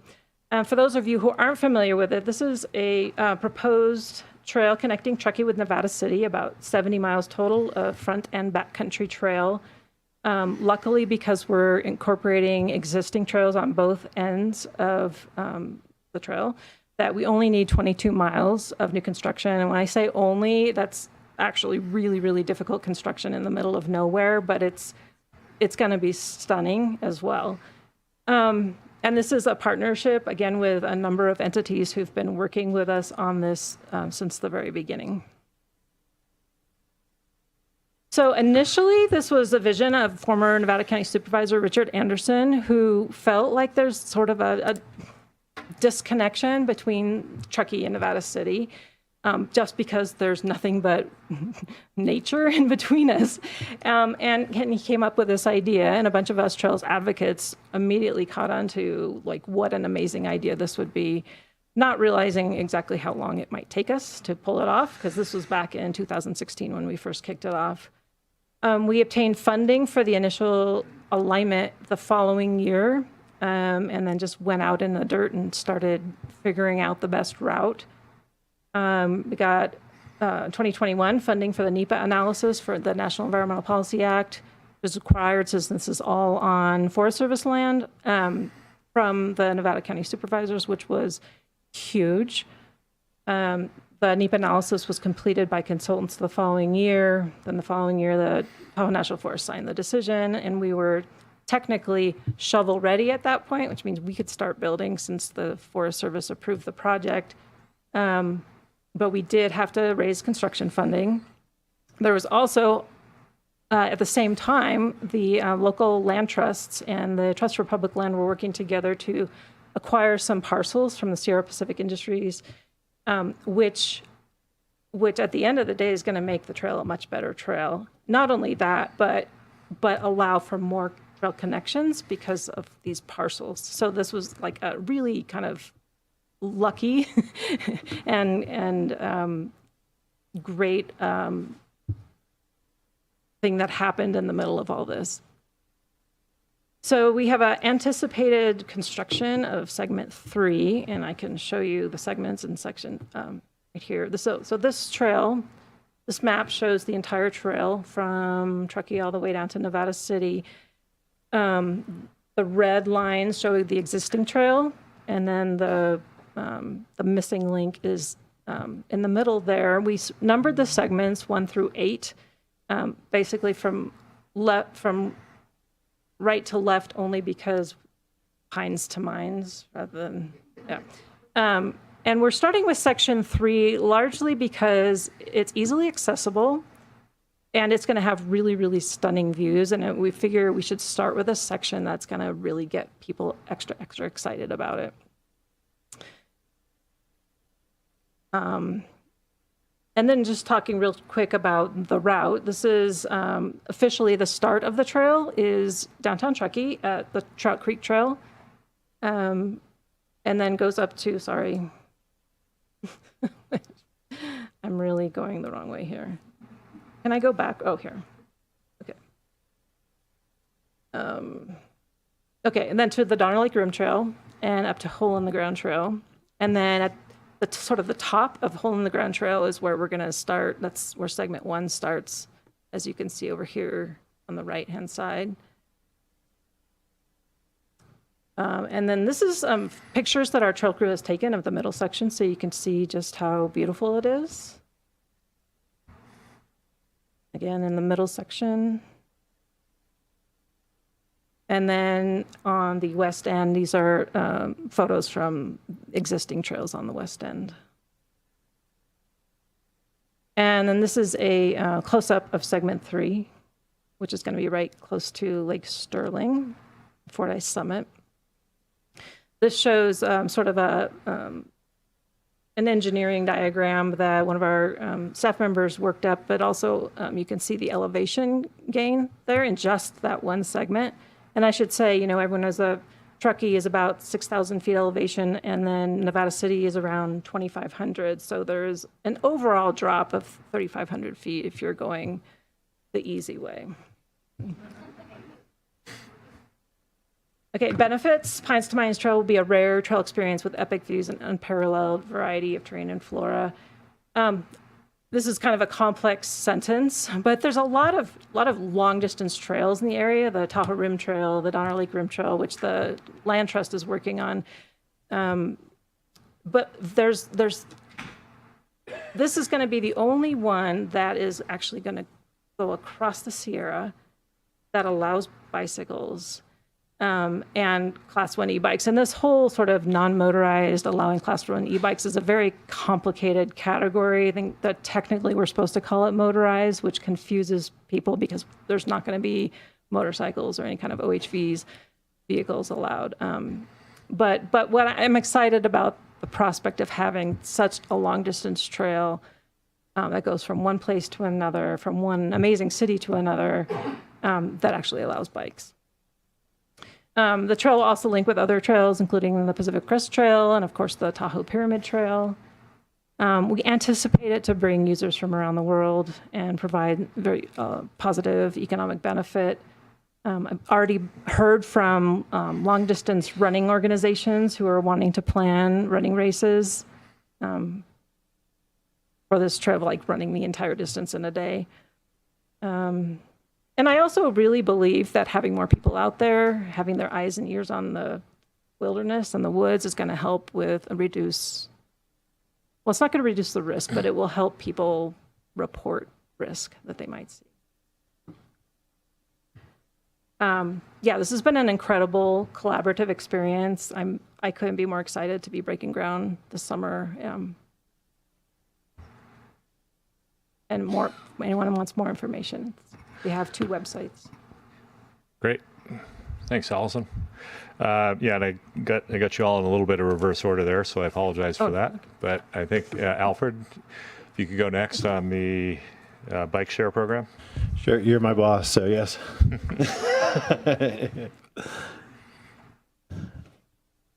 We will talk about the bike share. I know we talked about this just briefly with the rail connections. It may not seem like a big component of the system, but as I mentioned, I mean, it's every little piece or every tool in the toolbox here. So I did launch as Dan mentioned, I was the transportation director for Park City, Utah before coming back to this area and launched a similar system there.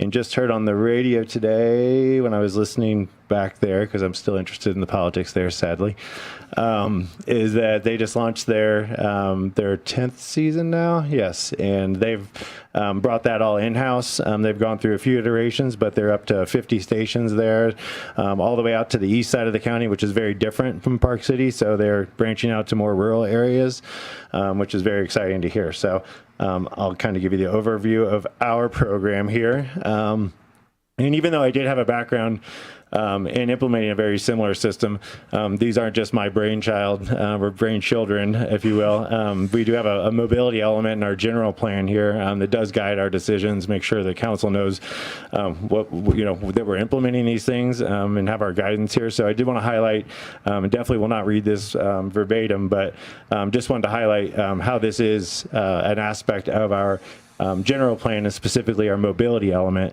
and does highlight that e-bike infrastructure. Some of the things that Allison mentioned, that we just have the infrastructure there. You know, some people, I mean, these bikes are $5,000 or $10,000. The last thing they're going to do is come to an event and have it chained to a chain link fence. So to remove some of those barriers and make it inviting, but also to create a system where we have e-bike programs and equipment that are available to people that can't afford a $5,000 or $10,000 bike. So really that's what our program does here. It makes it accessible. It makes it accessible to the visitor as well as the resident that may not, again, have one of these bikes sitting in their garage on any given day. So one thing I wanted to highlight also is this graphic down here at the bottom, and what we've been trying to highlight is really where we're not heavy on our infrastructure here just because it's very expensive. We live in a very, very environmentally sensitive area. We're also very constrained by I-80, by the railroad corridor, by the river. So it's really trying to find that sweet spot to get more capacity out of our existing system. So whether it's transit, active transportation, or those capital projects that we do need, such as our roundabouts that you see around town. So down to our bike share program. This was a comment that we got from a survey that I really thought really captured the whole essence of the program here. This was just this goes back to an app-based system, so we do get surveys and things like that. But really thought it really hit home about what this program is really all about. And again, this is a resident here, and I know we talked a little bit earlier about the visitor versus the resident. We're really just trying to get everybody out of their car and to provide them alternatives to live an active and healthy lifestyle. So I really thought this captured the essence of the program. Won't go through all this either, but just like the microtransit program, I think I came here in 2021. So each one of these programs, we had a very, very long but very strategic process about how we did implement these programs. So this is a seasonal program. Having learned a little bit from my past experiences with bike share is that you do want to find a good vendor. So we put together a very, very comprehensive RFP request for proposal. We also structured it in a sense that Nevada County or Grass Valley or Nevada City can piggyback off of this RFP also and use our procurement as well, and as well as our partners over in Placer County. So we wanted to make sure that the system can be expanded at the will of other jurisdictions. But we are going into our third season here, and you'll see that the launch is coming up here on that second to last bullet in May 2025. And right now we don't pay anything for this program. The vendors does it at their own cost.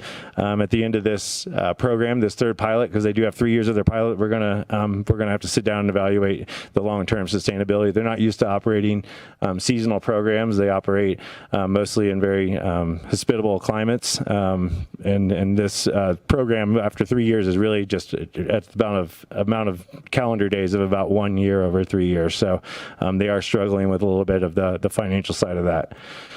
So down to the performance data, you'll see the green is 2023. We didn't launch until later of that year. We launched this actually right on Truckee Thursday at the end of June. So that's why you'll see that number relatively or very, very low. But looking at our performance over those periods of times, we did increase ridership last year by about 53%. I will be honest and open and transparent that is because we started a little bit earlier, but we did see our ridership continue to increase as well as our miles ridden. We had about 30,000 miles our first season, and almost 60,000 last year, and that equates to about 20 trips across the whole United States in that 3 or 4 month period. I was kind of being funny when I was talking about the pounds and kilograms, but I could not convert that for you, Allison. But it does equate to about 1 pound of carbon offset by a mile ridden of these bikes. So that's something that we also track, and that also goes back to our general plan and mobility element goals, which is to reduce greenhouse gas emissions. Trips by station, again, this really comes back to what we highlighted at the TARC Connect program. You know, this isn't necessarily for visitors, it's not necessarily for residents either, but something that really popped out at us is the Glenshire Legacy Trailhead. That is primarily residents using the system. We've even had to expand that trailhead the number of bikes and stations we've had, because after Truckee Thursday nights, we will find a station that has 10 docks will have 30 bikes sitting there because everybody rode the bike back, but didn't necessarily check it out at that point. So these are some of the information that we garner through the app and just through on a daily basis about see where we relocate stations too. So you'll see some of these new locations here that we added after our first year. We also expanded again some of the docking stations and looked at other areas where we could provide more accessibility, whether it be some of the businesses, some of the neighborhoods, and make sure that they're also accessible to transit. So this does serve as a first mile, last mile connection that people can get off the bus downtown at TARC Connect and jump on a bike or vice versa. So again, this is some of the data we do track and look at. Pass by type. So we did do some restructuring of passes last year. We added a 3-day pass that actually outsold some of our season passes. Most we do see is our single ride passes, but really try to grow those monthly and season passes over the year over year to make them more accessible. They are cheaper as well. And then we also look at the time of day. You'll see that 12 a.m., those 21 bikes there, those are the people coming home from Truckee Thursday a little bit late. And then throughout the day, we'll see it uptick. And then that our vendor also looks at this, and they have to go out and redistribute all these bikes too and take them back to the stations and recharge them and things like that too, so that they can be more effective and efficient in how they manage the program as well. We look at this map too. Again, a lot of this data, this is stuff you didn't have back in the day. So to have this information and be able to really plan the system based on real user experience and trip purposes, we've seen a lot more of the trips going out to North Star also. So we have talked to our Placer County partners out there about potentially getting some stations out of North Star, out of Martis Creek area. Also, you'll see the heavy weighted line out of Glenshire. That's along our Legacy Trail, which our engineering department's done an awesome job of building that system over the last, 20 some years, Becky? Dan? So about that. So that now goes from Glenshire all the way to, you'll see today, a new bridge that was completed downtown. And then that is planned to go all the way out to Donner Lake as well. So we do look at a lot of this information about where people are using the system and what trips they are making as well. So how many times do people use it? Again, they looked at this data the year before, and then that's how they come up with different pass structure types. We don't set the the rates for the system either. Again, it's back to the vendor since we don't necessarily pay for anything. But then to be able to find out how people are using them. Did it replace a car trip? As we can see, some of the over to the right, there's a 30% response trip that it replaced the car trip in its full experience. Also on the end of that also is that none of them are replaced. So we do see people using these for different purposes. We even have these conversations in town hall about, well, what are people really using it for? Are they using it to go to work? Are they using it for recreation? Are they using it just to get out? My answer is yes. They're using it for everything. It's for social benefit, economic benefit, mental health, physical health, and all of those things. So, and a lot of things that I reminded my council members back in Park City is a lot of people don't live at 6,000 feet, as Allison mentioned. So when they come here, jumping on an e-bike allows them to go to certain areas or get on trails that they wouldn't normally be able to experience as well. What did you use it for? Again, this goes back to our data as well. Again, the high rate there was just to go for a bike ride or exercise. Again, a lot of people that find out that they haven't been on a bike in 10 and 15 years, and when they get back on it, they realize how fun it is. How satisfied our vendor? This company just recently transitioned from Trek Bicycles to a new vendor, but they were owned by Trek Bicycles, so they're a very, very qualified vendor, and they continue to be so. They have the best technology out there as well. These are Trek manufactured bikes, so the user experience has been very, very high that we found as well, and even people recommending it to their friends or to a colleague as well. Oops. I'll just leave you with a few more of the comments here.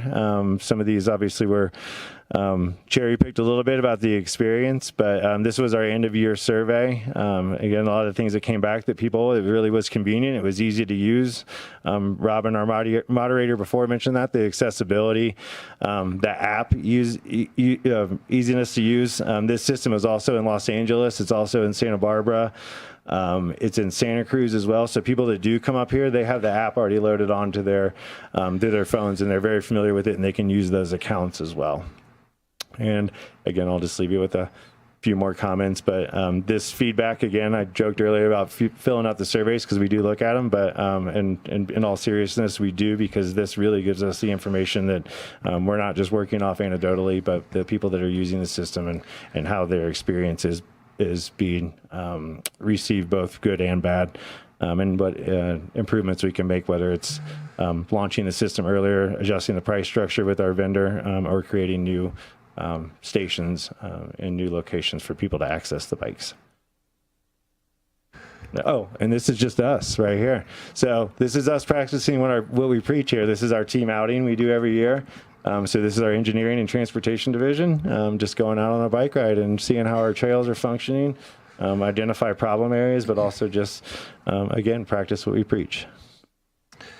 Thanks, Alfred. I'll add a little more information to Alfred's presentation, kind of on the business model side of things. So when there was a decision made to move forward with a bike share program, what the town did, Alfred led the effort, was put together an RFP to different vendors in the community, or not in the community, on the planet, really. And I think, what did you get, 7 or 8 proposals? Yes. Yeah. Yep, about 7. Yeah. And the invitation was, hey, Truckie's interested in a bike share program. We're not very interested in a dockless program, which is, we did the whole thing with like Lime Bike and the whole kind of scattered scooters throughout the community and whatnot was not something we were terribly interested in. We didn't kind of carte blanche exclude that, but we, in the RFP, made it pretty clear we were interested in a docked type program where the bikes get taken out of one location and need to end up at a defined other location. Otherwise, you pay a lot of money because your credit card turns on when you pull the bike out of the docking station, and it turns off when you pull it into a different docking station somewhere else. So that's what the charge basis is. So you've got a financial incentive to put these bikes back in a docking station somewhere else in the community, so you didn't end up with bikes kind of scattered all over the place in a random fashion. And then we invited the proposers to let us know, gee, can you do this as a business venture on your own? Are you looking for subsidy? So that we could, get a feel for what was out there and what kind of a business model would work. We actually got a proposal from B-Cycle where they said, we don't want any subsidy. We want cooperation from the town to be able to operate the system in the town right of way. So that was the contribution they were looking for us from, was to basically set their equipment up in town right of way, and then it would be hopefully for them, a profit-based enterprise. So the town didn't subsidize the program in terms of direct cash going to the vendor. We provided land for the infrastructure to be placed on, and then we had a unused storage building that we gave them a highly discounted lease to use. So that's what the business model has been. Now, with that said, the vendor approached Alfred about a month or two ago and said, hey, we're losing money. We're not sure if we're going to be able to continue on just a profit-based venture going forward. So we'll see where that conversation leads over the course of the next year. My understanding is they're committed to operating the program this year, Alfred. And then they've kind of put a stake in the ground and said, we're not sure about if that's going to continue or not. So what we're going to do with that, we're not sure yet. But and anything else on the business model that we should touch on, Alfred? They did transfer over ownership, so I think they're both feeling out kind of what those business models look like for all their markets, honestly, all the way from Vegas to Santa Barbara to Truckee, because as I mentioned, we are the only seasonal one. So they really, really do embrace the town and our lifestyle and just the beauty of this area. So there's a lot of on monetary value to them continuing the program, but we'll continue to look at what the business model might look like, whether the town does another RFP, if we work out some type of cost sharing agreement or something like that. Yeah, and then just one other challenge of the program, the seasonality of it. So, bike share works up here from, mid-May through mid-October, early November timeframe. And then when the snow comes, having that hardware out on the road edges kind of would invite it to be destroyed, quite frankly, by the elements. So every year they have to move that equipment out in the springtime, get it set up, and then in the fall they got to move it back into storage. Obviously, while it's in storage, it's not generating any revenue for them. So I think, lower elevation climates that are less impacted by snow year-round, my personal opinion is that the business model would work much better there probably than it does here in Truckee. So, okay, with that, we'll kick the program over to Kurt. Hi, everyone. My name is, can you hear me? Okay, good. My name is Kurt Gensheimer, Program Manager for the Sierra Buttes Trails Stewardship. If you're familiar with the stewardship, you're probably familiar with Greg Williams and his legendary beard. He was here last year to give everyone an update. Unfortunately, you don't get him today. You get me. I don't have nearly as great of a beard, but I have some insight into the local trail projects here that I've been managing and actually have been building with my own hands. And so really excited to give everyone an update on the projects we have going on in the East Zone, which is kind of the area where I've been managing 4 different trail projects. Who here is not familiar with SBTS? Raise your hand. Okay, most people are. That's great. Real brief background, founded in 2003. We're a nonprofit headquartered about an hour and a half north of here in Quincy. We have multiple sources of funding, from grants to memberships to private donors to our events that we do, including the Downeyville Classic, Lost and Found, and Grinduro is coming back to Plumas County this fall. We're super excited about. And these are all bike events. We also own Yuba Expeditions Bike Shop in Quincy, which was in Downeyville since 1990. That's another source of revenue for our nonprofit. And we work across 4 national forests, including the Tahoe, Lassen, Plumas, and the Humboldt-Toiyabe. So we have many different relationships with different forests. To date, we've maintained 2,900 miles of trail. We've built 216 miles of new trail. We have put 9,500 volunteers on the forest, and a total of 135,000 hours of volunteer labor for a total of $4.1 million in in-kind volunteer contribution to public projects. This year it's been a little challenging with our Connected Communities project. A lot of the elements of this project are in planning currently. We do have a couple components that are in construction, one of which is here in Truckee, which is really exciting. But we have 5 different projects in planning right now for Connected Communities that are in the NEPA stage. And the new administration has put an indefinite hold on all NEPA until further notice, which has put us on our heels. We have more than $2 million right now in projects that are on ice. And, we're not really sure when those will resume. But if there's one thing that the stewardship has always been, it's resilient. We've faced many different challenges over the last 20 years, and I'm sure we're going to find our way through this one as well. So Connected Communities, it's a community-driven vision. 564 miles of single track, connecting 15 towns across 4 counties, 4 national forests, and 2 states. You can see all the communities here on the map. And this is what we call it, economic development with trails as the tool. Plumas County, Sierra County, Lassen County, these are economically disadvantaged communities. And this trail project is really focused on economic recovery, resilience, and sustainable growth, benefiting these disadvantaged communities. We are working on our final trails plan for Connected Communities. It will be available in June. And really, it's a comprehensive how-to guide on how to build what we're building for other organizations.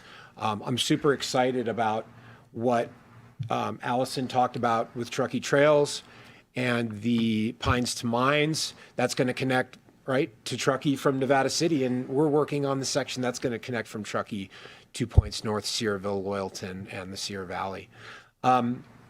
This first project is the Boca Verde Ridge project. These are 2 different projects, but they're part of the same larger master project. This is an image of the new trail that we constructed last summer out by Boca Dam. That's kind of Mount Rose in the background there. This is an open trail. It's people have been riding it. I've been seeing lots of tire tracks and footprints on it already, so that's super exciting. This is a map of the general area. So as you can see, in black is what the Forest Service is building. The kind of the dark or the lighter color like beige in the bottom right is what we've constructed so far. And then the purple is what's currently being built. And then on the top in brown is what's under planning currently. And that Sierra Valley Recreation Zone, we call that the Smith Neck Connectivity Project. That's going to be 60 miles of new single track trail, a mix of motorized and non-motorized use. So the East Zone Connect, this is a closer zoomed in image of what we've constructed so far. The dark blue is the Boca project, and then the lighter blue is the Verde Ridge project. Boca is 19 miles, 8 of it the Forest Service has constructed. We've constructed about 7 so far. Verde Ridge is a 15-mile section that was funded by the Sierra Nevada Conservancy. We cut in about 5 miles last fall. We're hoping to cut in another 10 this year. The Boca section was funded by California OHV. So these are all motorized multiple use trails open to all uses.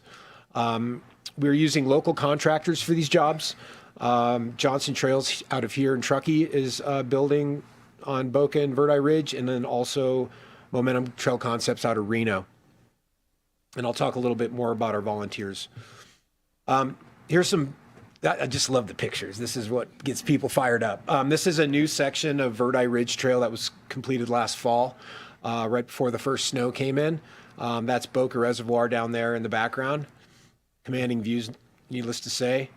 This is Jason McHone from Johnson Trails constructing a section of the Verde Ridge Trail. To the left is the Truckee River Canyon. So you get views both sides, which is really awesome. You're looking down into the Truckee River, down into Floriston and Mount Rose Wilderness. And then on the other side, you're looking at the Sierra Crest and Stampede and Boca Reservoirs.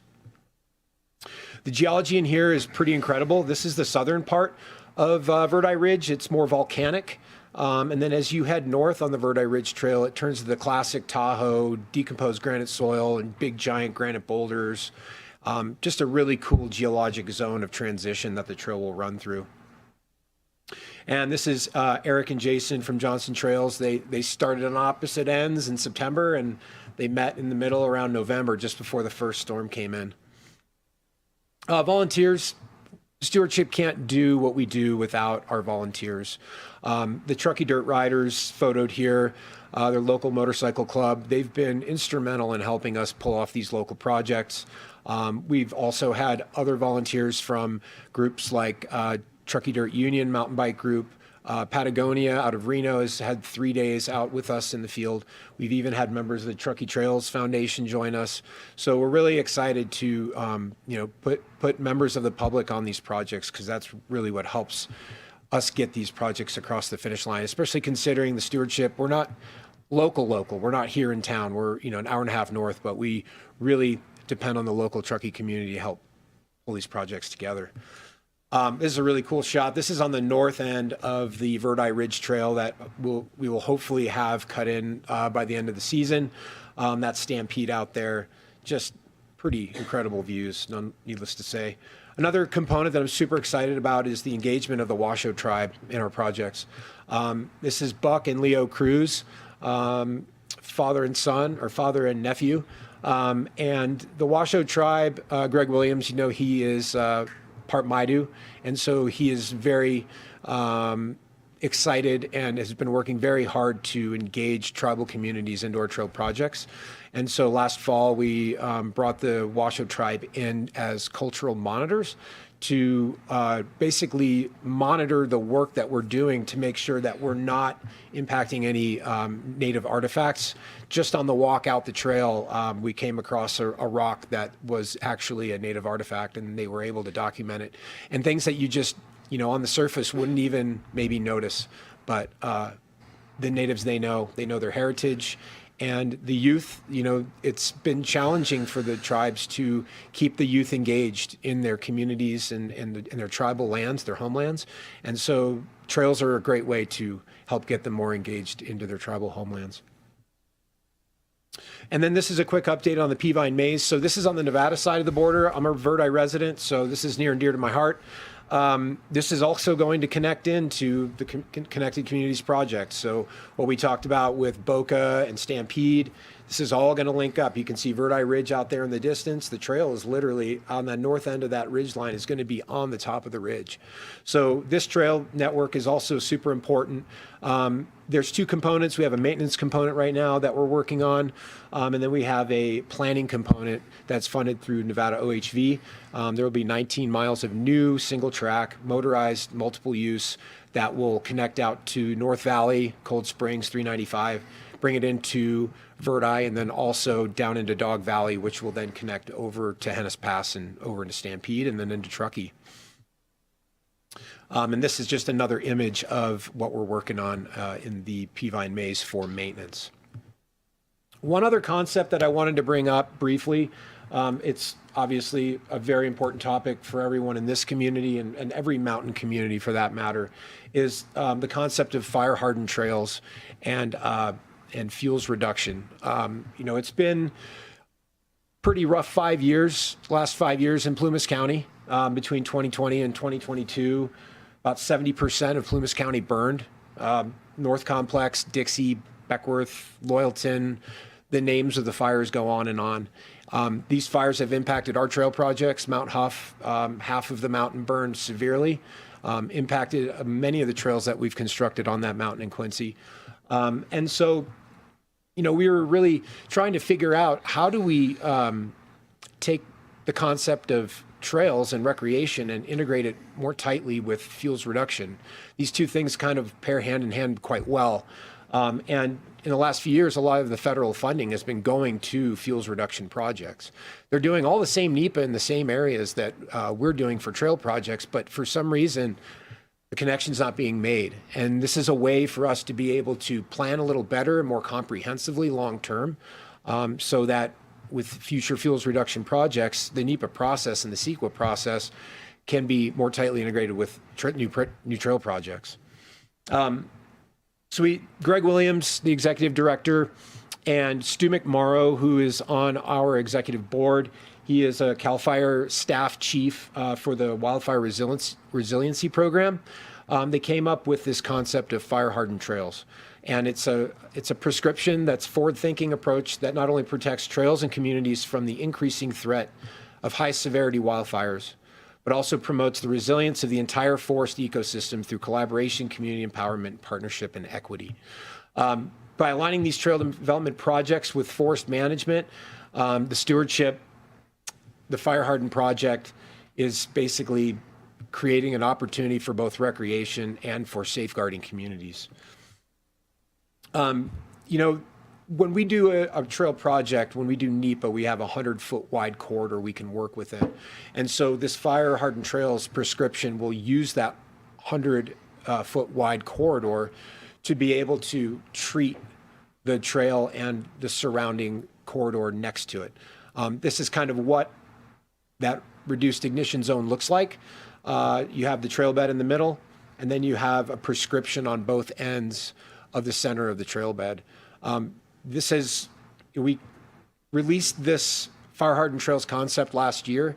It's received a lot of positive feedback, and we're hoping that it becomes a model nationwide for other trail projects. And this is kind of what it looks like on the ground. Basically going beyond just the trail bed itself and really creating a more healthy and sustainable trail corridor that not only is good for trail users, but also helps in fighting fire. So why Fire Hardened Trails? The main benefits here are enhanced sightlines. Sightlines are everything when building new trail. It helps create more safety. People can see further. They can see other trail users approaching. Mitigation of hazard trees that are within the 100-foot corridor that are dead or beetle killed. There's a lot of beetle kill out there if you've spent any time in the forest recently. Also root rot. These are hazard trees that can be eliminated before they become a problem. And the balance of protecting community and creating community recreational assets all in one process. And then budget alignment with forest resilience and fuels reduction projects so that recreation and fuels reduction are more tightly aligned. Bringing dirt magic to the Eastern Sierra is what we're hoping to do, and that's my email if you'd like any more information on these projects, and thanks for your time. Great. Thanks, Kurt. And the last panel presentation will be a combination of Lieutenant Lisa Madden with our Truckee Police Department and Becky Bucar, who's the Assistant Public Works Director, talking about efforts to manage trail etiquette and user behavior. So take it away. All right, thank you for having us. We are going to talk about trail etiquette and management. I'm not sure if I can beat those pictures, but we'll try. So when we talk about trail systems in Truckee, we're talking about the Class 1 multi-use paths. These are wider paths. They're typically used by pedestrians, bike riders, people with dogs, horses. So a lot of different people use these trails, and that sometimes creates conflict. So in 2023, we saw an uptick in complaints on our trail systems, which prompted us to outreach to our community and see what those concerns were and prioritize some of the solutions. In 2023, we conducted a community survey, and the results of the survey, the top 3 primary concerns were litter and dog waste, lack of trail etiquette, not sharing the trail, and speed of cyclists.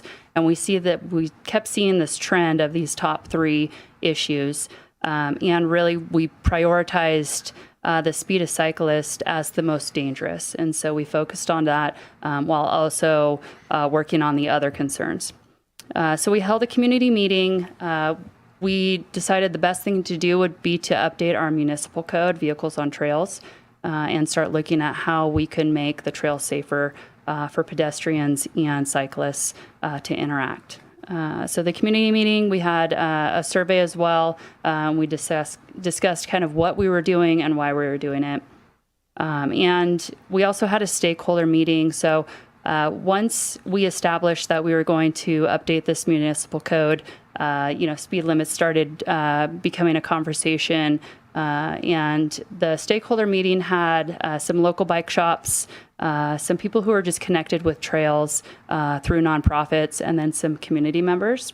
And I think that the concern was that we were going to ban e-bikes or class 3 e-bikes, and that was never our intention.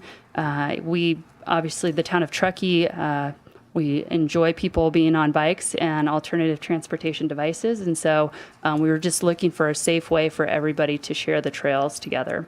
So at the stakeholder meeting, we really discussed what was the safest way to get to the cyclists and pedestrians and everybody sharing this road or this trail. And we came up with a municipal code that we presented to council. But with this survey that we took, there was a couple additional survey comments that were trending. Some of it was access and pedestrian connectivity limitations. Unleashed dogs was a big issue. Parking and waste issues at trailheads, and trail maintenance conditions. So we took those all and kind of put those in our back pocket for when we could address those as well. So our municipal code update, we went to council and it was approved. The biggest thing that we updated was the 15 mile per hour speed limit. This was something we didn't have before, but it really aligned with our regional jurisdictions and really the state of California. Trails, they typically have a speed limit, and so we just kind of went into alignment with other regional jurisdictions. We continued to include the operating recklessly definitions and language, just because you can still go 10 miles an hour and operate alternative transportation device recklessly. We did include carrying passengers on these alternative transportation devices that weren't equipped with it, just because the safety risks of doing so, having someone on your handlebars, can cause collisions in itself. So we did add that. And then also no earplugs, headphones, or use of your wireless device if you're on your e-bike or your one board. We don't want you distracted when there's dogs running around or little kids on little tricycles. And all these are punishable by a fine. We also do have the vehicle code that we can, some vehicle code violations that we can use for our paths. So with this, there's obviously a huge educational push because a lot of people aren't aware. We tried to push on social media. We tried to do some other ways to let people know that there was a 15 mile per hour speed limit on the trails. But we also knew that there was some safety concerns with animals, as well as dog waste was really the number one issue. So we wanted to make sure that we were educating people on the trails. So our community animal service officers, they are community service officers, but they also have an animal control function. So they walk the trails, they do extra patrol, they're visible, they educate people who are on the trails on leash laws, recall, and dog waste, and the importance of picking up your dog waste. Our volunteers also go out and walk the trails. They'll hand out dog waste bags and just explain the environmental impacts of leaving your dog waste behind. Our traffic team, they ride 0 motorcycles in the summertime. And so when those motorcycles are deployed, the traffic team will spend about an hour of their shift riding the trails, just education. It was primarily education based. Our signs got put up a little bit late in the season. So we were just really trying to let people know about the speed limit and the changes and the safety reasons for it. And really all positive comments when our staff is out on the trails. They love being, having us out there and being seen. And so we try and get out there as much as we can. Some education in the community, because trail safety and street safety go hand in hand. We do bike rodeos. We give away helmets to our youth to make sure that they all are safely wearing helmets. We do bike and pedestrian safety presentations at schools. We do e-bike education at community events. We hand out bike bells and reflective bracelets and anklets at Truckee Thursdays, just so we can equip our community. And just a little bit about our calls for service and our enforcement. In 2023, we wrote 19 citations for bicycle-related violations. This was throughout the town of Truckee. And in 2024, we wrote 25 citations. Once the Muni Code was enacted, we did write one written warning for our Muni Code update, and that was for a passenger on a e-bike. And to put this in perspective, in 2024, we had around 12,000 calls for service. 11 of those were on the Legacy Trail, and 7 of those were animal related. So we don't see a huge call for service issue. This is more of a community concern, and obviously we want people to enjoy the trails, and so it meant a lot to the community for us to address these issues. And that's the sticker that we put on all of our B-Cycle bikes, just to remind tourists and residents that it's 15 miles per hour on our trails. And looking forward, most of our outreach is education. We try to educate to our schools every year. We go out to community events and just explain the difference between e-bikes and bicycles and safety issues with those.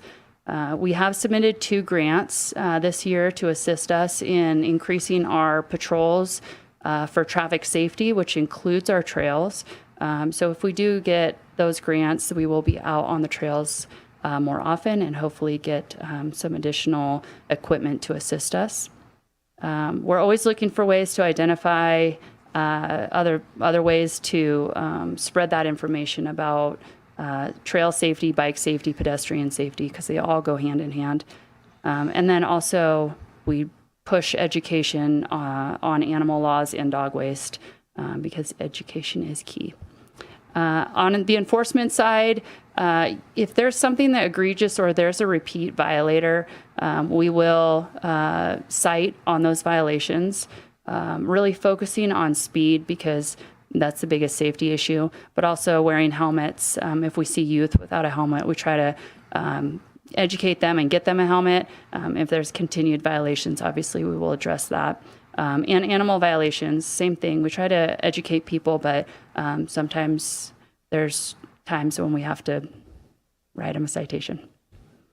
But most importantly is collaboration, and we collaborate with our town partners. Becky's going to talk a little bit about some of the campaigns we've done that have been pretty successful.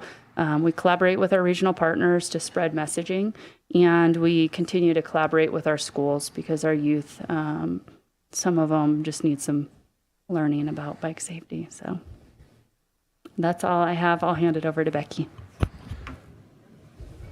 Okay, thank you, Lisa. So I'm going to talk a little bit more about trail maintenance, management, and then a little bit more about maintenance. So in order to implement the speed limit on the trails, we had to go put some signage out. We tried to not overdo it and really just focus on areas where people were entering the trail system. So we have 25 miles of trail, a paved trail in the town. We ended up putting about 42 signs out. So that's one of the things that we did to let people know about the speed limit.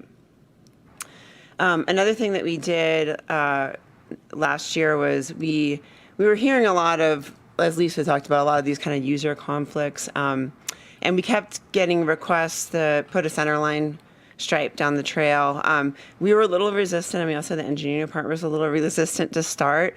I've seen sometimes you put these lines out and then you have people fighting about if they're on the right side of the trail, the line or not. But our solution, we put a dash line out there. It seems really well received. We just put it along the Legacy Trail, which is 5 miles of trail. It's our busiest section of trail where we had the most user conflict. So that was well received and seemed to people enjoyed having that sort of delineation, just reminding them that they need to share the trail and they can't just take over the whole trail.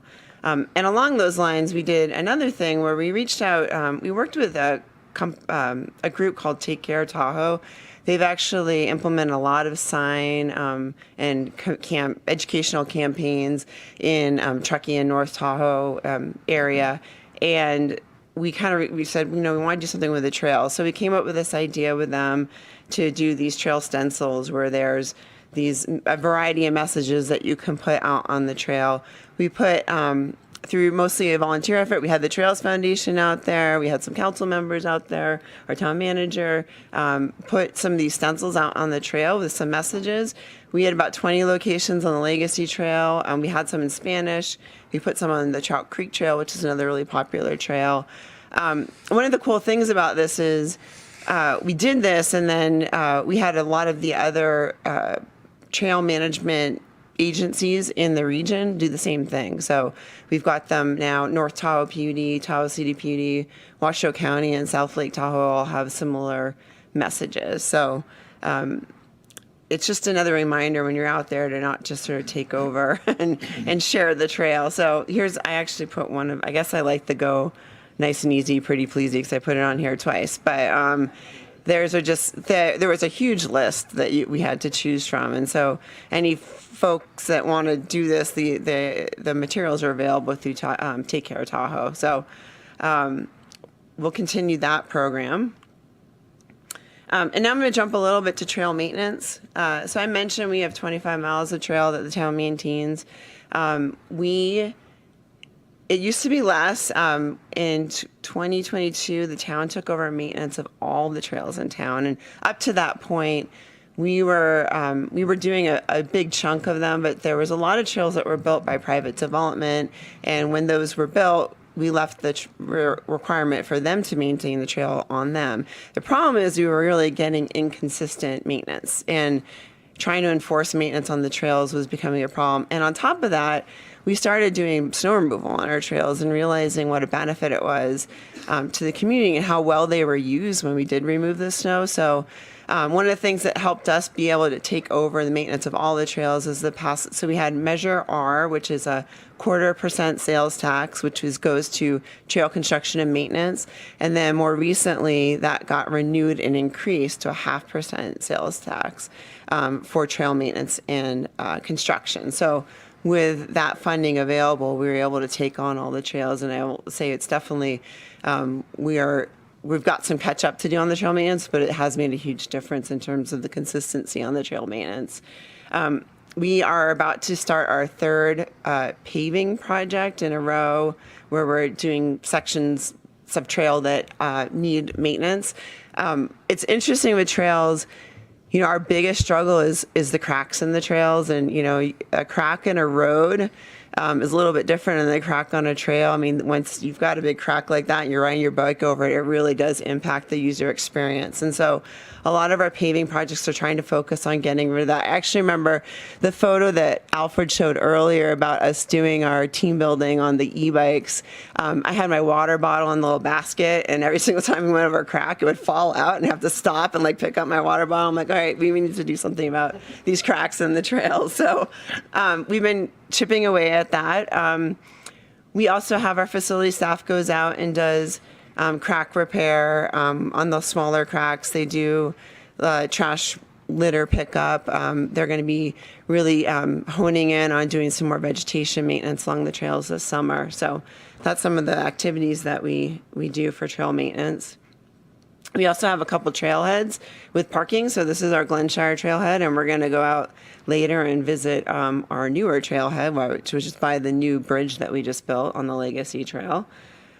As I mentioned, we've done snow removal. We're doing snow removal on the trails. I have some data to show you here in a little bit, but it's really interesting that with the snow removal on the trails, the amount of people that use the trails in the winter is comparable in the summer. It really, when people can't get out in the backcountry as easily, they really use the trails a lot to go out and walk their dogs. And so it really gets concentrated on the trails. So we really get high use in the winter. This is just a photo of when the Legacy Trail was paved, just a paving operation. It wasn't such a bad spot for a contractor to have a paving job. So we do have trail counts that we collect, and we've been doing this for about 8 years now. I can definitely kind of nerd out on some of this stuff, so I'll try not to go into a lot of it.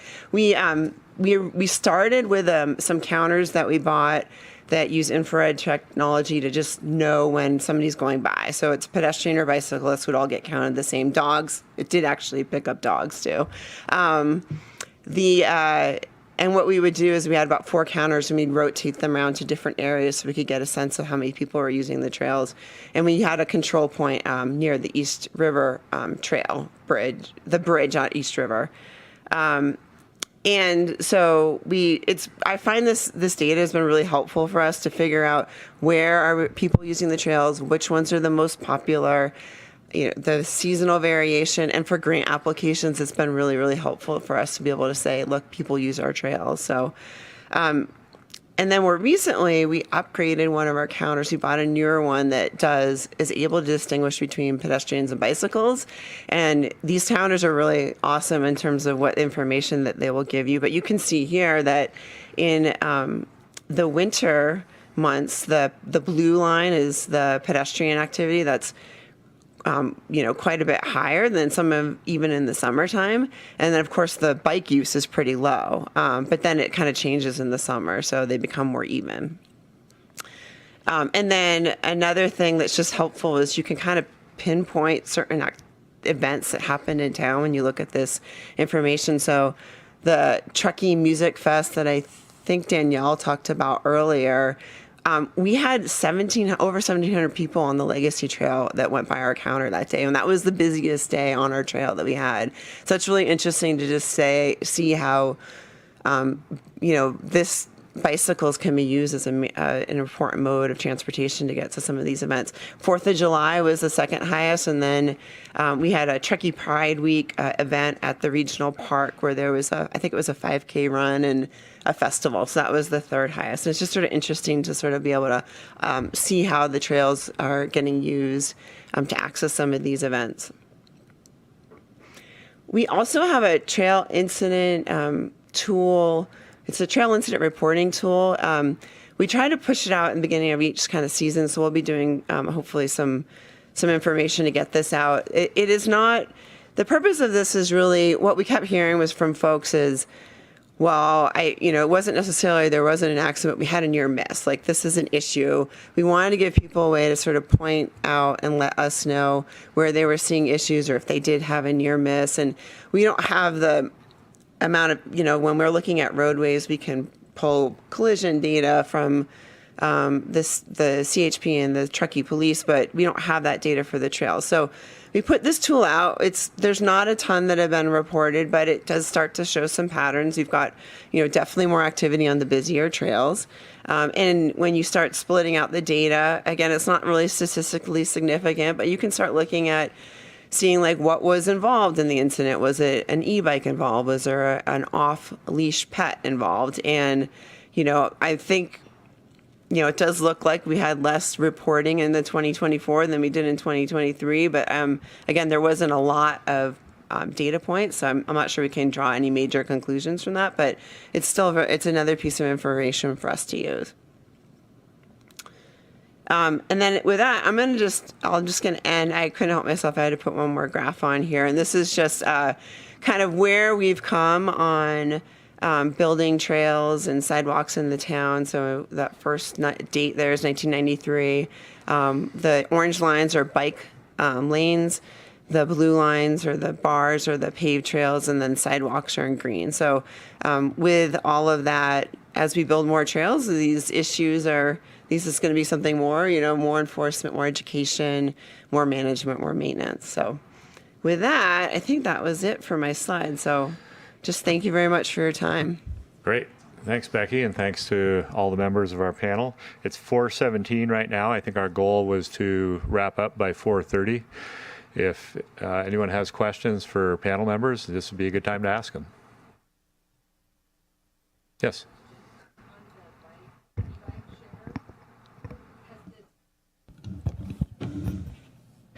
Has the town had any legal issues? Have you been sued for any accidents that have stemmed from that I was looking activity? to see if Andy was still here.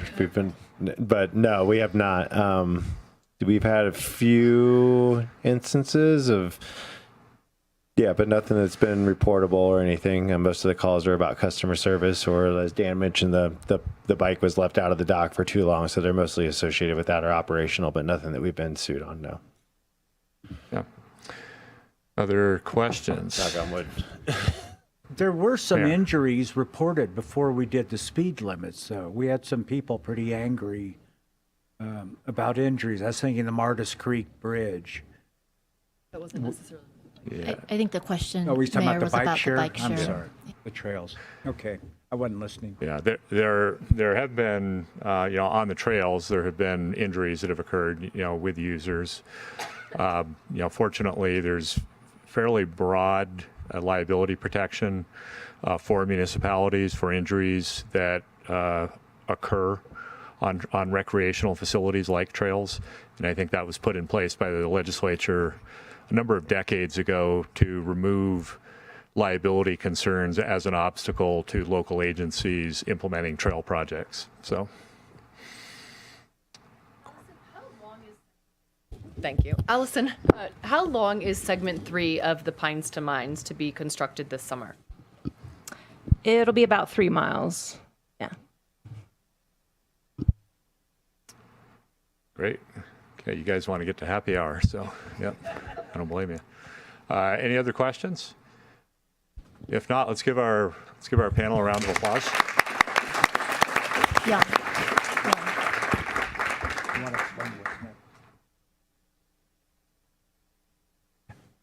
Is there any public comment?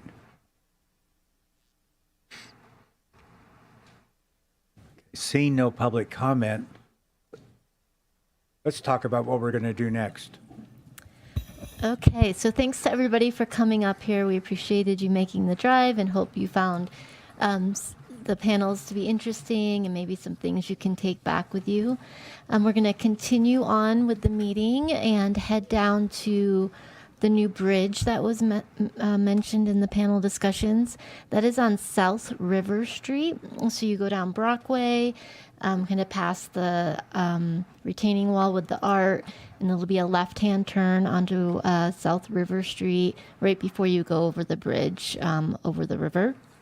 Go all the way to the end of that. There's a parking lot and a trailhead there, and one of our local photographers is going to meet us down there. We'll take a group picture, and then we invite you all to join us up at Cottonwood.